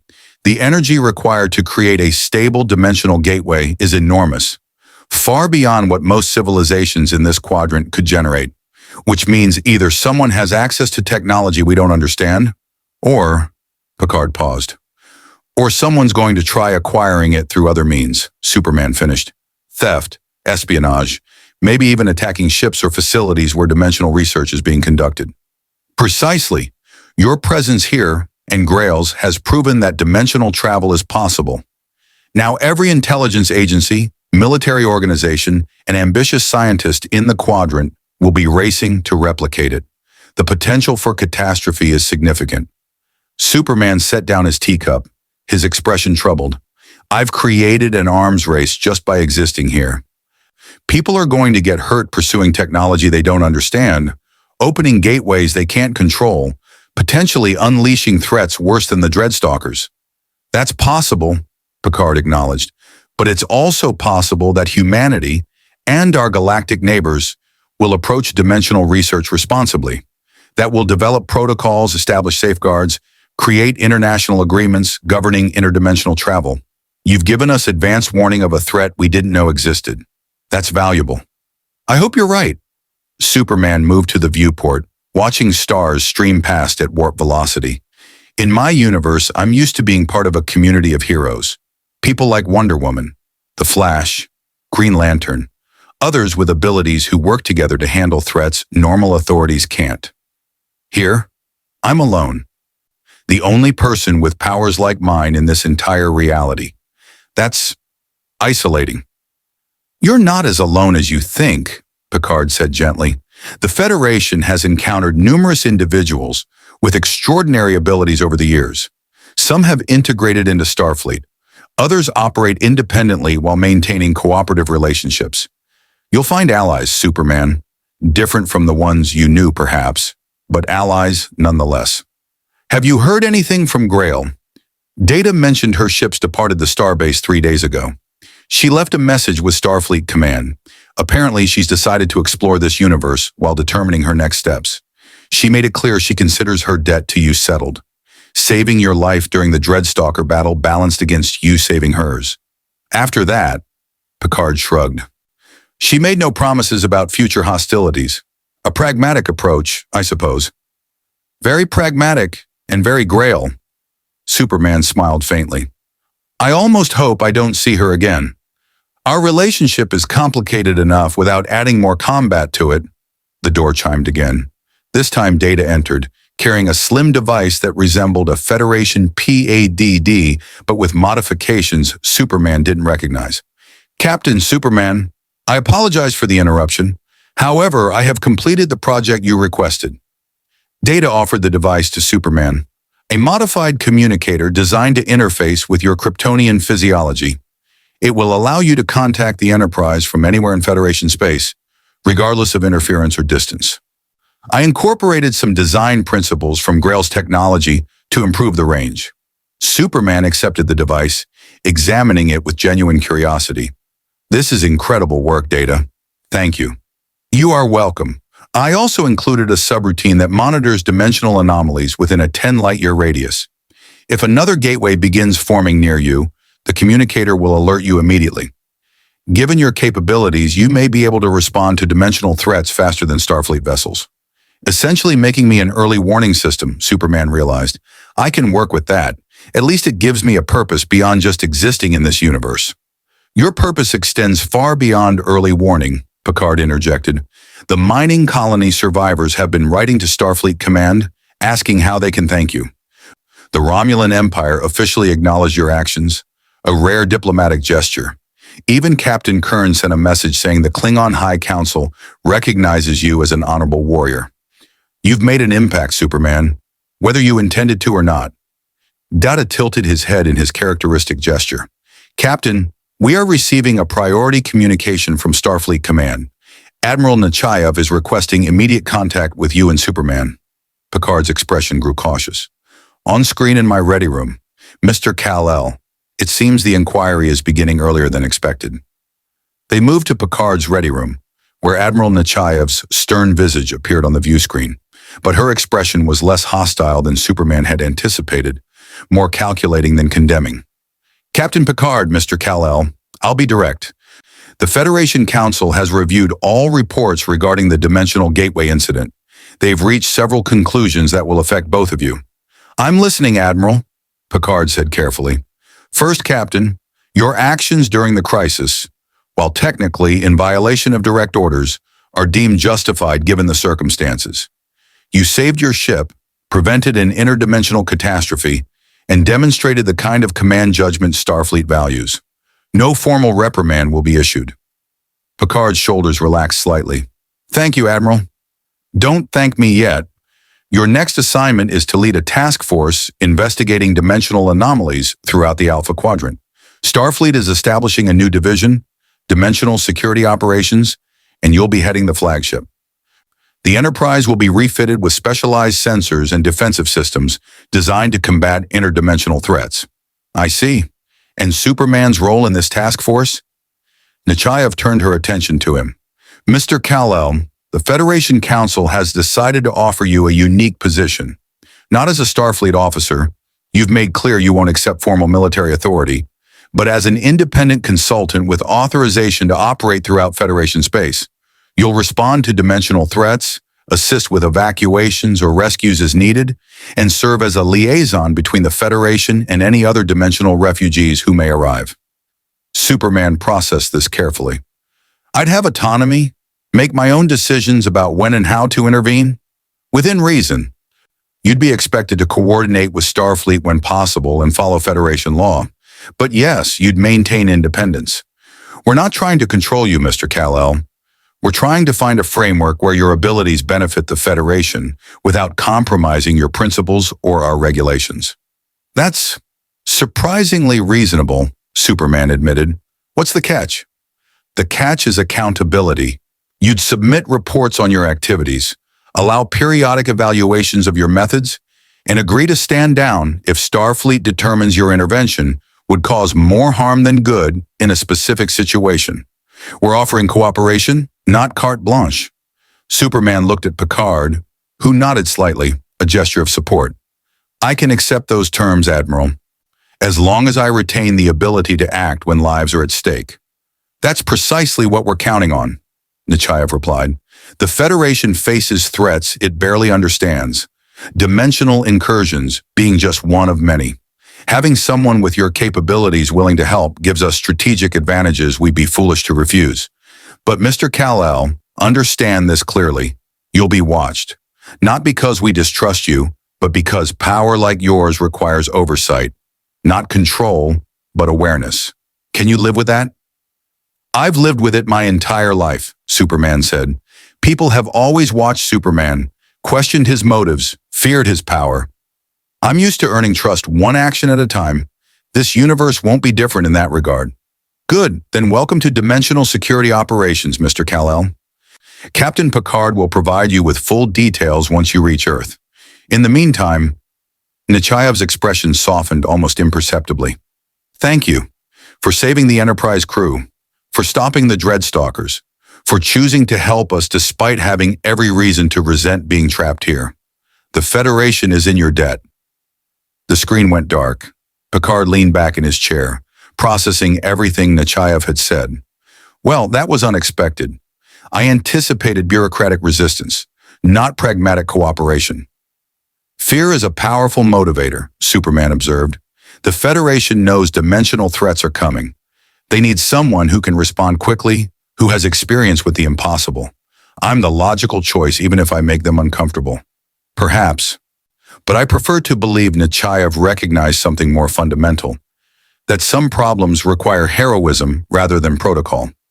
You've reminded Starfleet that sometimes the right response is simply having the courage to act. Picard stood, extending his hand. Welcome to Dimensional Security Operations, Consultant Superman. I look forward to working with you. Superman shook Picard's hand, feeling the warmth of genuine respect in the gesture. Likewise, Captain, though I have one question. Yes.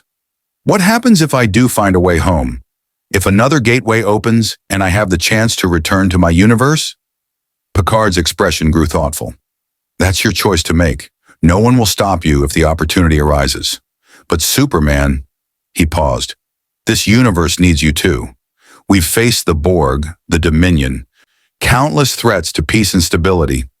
Having someone like you, someone who fights for others without seeking power or recognition, that makes a difference. If you choose to stay, even temporarily, you'll be doing more good than you might realize. I'll keep that in mind, Superman said quietly. Later that night, as the Enterprise approached Earth orbit, Superman stood in the observation lounge alone. Through the viewport, he could see this universe's version of his adopted homeworld. Cities glowing across darkened continents, orbital facilities gleaming in reflected sunlight, a planet united under the Federation banner.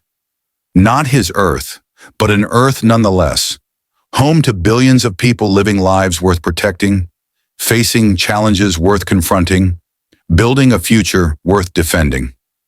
He thought about Lois Lane, who would never know what happened to him, about his parents, who would mourn a son who'd simply disappeared investigating an alien probe, about the Justice League, who would search for him across dimensions and never find the right universe. He thought about all he'd lost. Then he thought about the Romulan miners he'd saved, about the Enterprise crew who'd welcomed him despite the complications, about Captain Picard, who trusted him when trust was neither easy nor convenient, about Data's friendship, Beverly's care, Worf's grudging respect. He thought about what he could still give. I am Earth's champion, he said quietly to his reflection in the viewport. Not just one Earth, any reality where people need protection, where justice matters, where hope makes a difference. His reflection stared back, one-armed, wearing unfamiliar clothes marked by battles against threats his own universe had never imagined. He looked different. He felt different, but his purpose remained unchanged. This universe doesn't have a Superman yet, he continued. Maybe it needs one. Maybe I'm here for a reason. Not because some cosmic force decided it, but because I can make the choice to stay, to help, to be what these people need. Behind him, the door opened. Counselor Troi entered quietly, her empathic senses having detected his emotional turbulence from the corridor. You're saying goodbye to your universe, she observed gently. And hello to this one, Superman replied. I don't know if I'll ever get home. Data's analysis suggests the probability is less than 4%, so I can either spend my life mourning what I've lost, or I can embrace what I've found. This universe, these people, this chance to make a difference, that's real. That's now. That matters. That's remarkably healthy perspective for someone who's experienced such profound loss. Superman smiled, though sadness lingered in his eyes. My father, the one who raised me, used to say that Superman isn't about what I can do. It's about what I choose to do. The powers are just tools. The choices define who I am. I choose to help. Here, in this reality, with these people. That's who Superman is, regardless of which universe I'm in. Troi felt the conviction radiating from him, genuine acceptance mixed with determination and hope. The Federation is fortunate to have you, Superman, even if you're here by accident. Maybe especially because I'm here by accident, Superman countered. I didn't choose this universe because it needed me. I'm not here for glory or recognition. I'm just here. And while I'm here, I'm going to do what I've always done. Help where I can, protect who I can, be the best version of myself I can manage. That's enough. That's more than enough, Troi agreed. That's heroism. The Enterprise entered Earth orbit, and through the viewport, Superman saw the planet's curve against infinite stars. Not his home, but a home nonetheless. One crisis, one rescue, one choice at a time. Tomorrow would bring the official inquiry, new assignments, complications he couldn't predict. The Romulans would continue scheming. The Klingons would seek honor through combat. Dimensional threats would emerge from null space void. The Federation would struggle with how to integrate someone who defied their categories and challenged their assumptions. But tonight, Superman stood watching Earth and felt something unexpected. Peace. He was exactly where he needed to be, doing exactly what he was meant to do. The universe had changed. His circumstances had changed.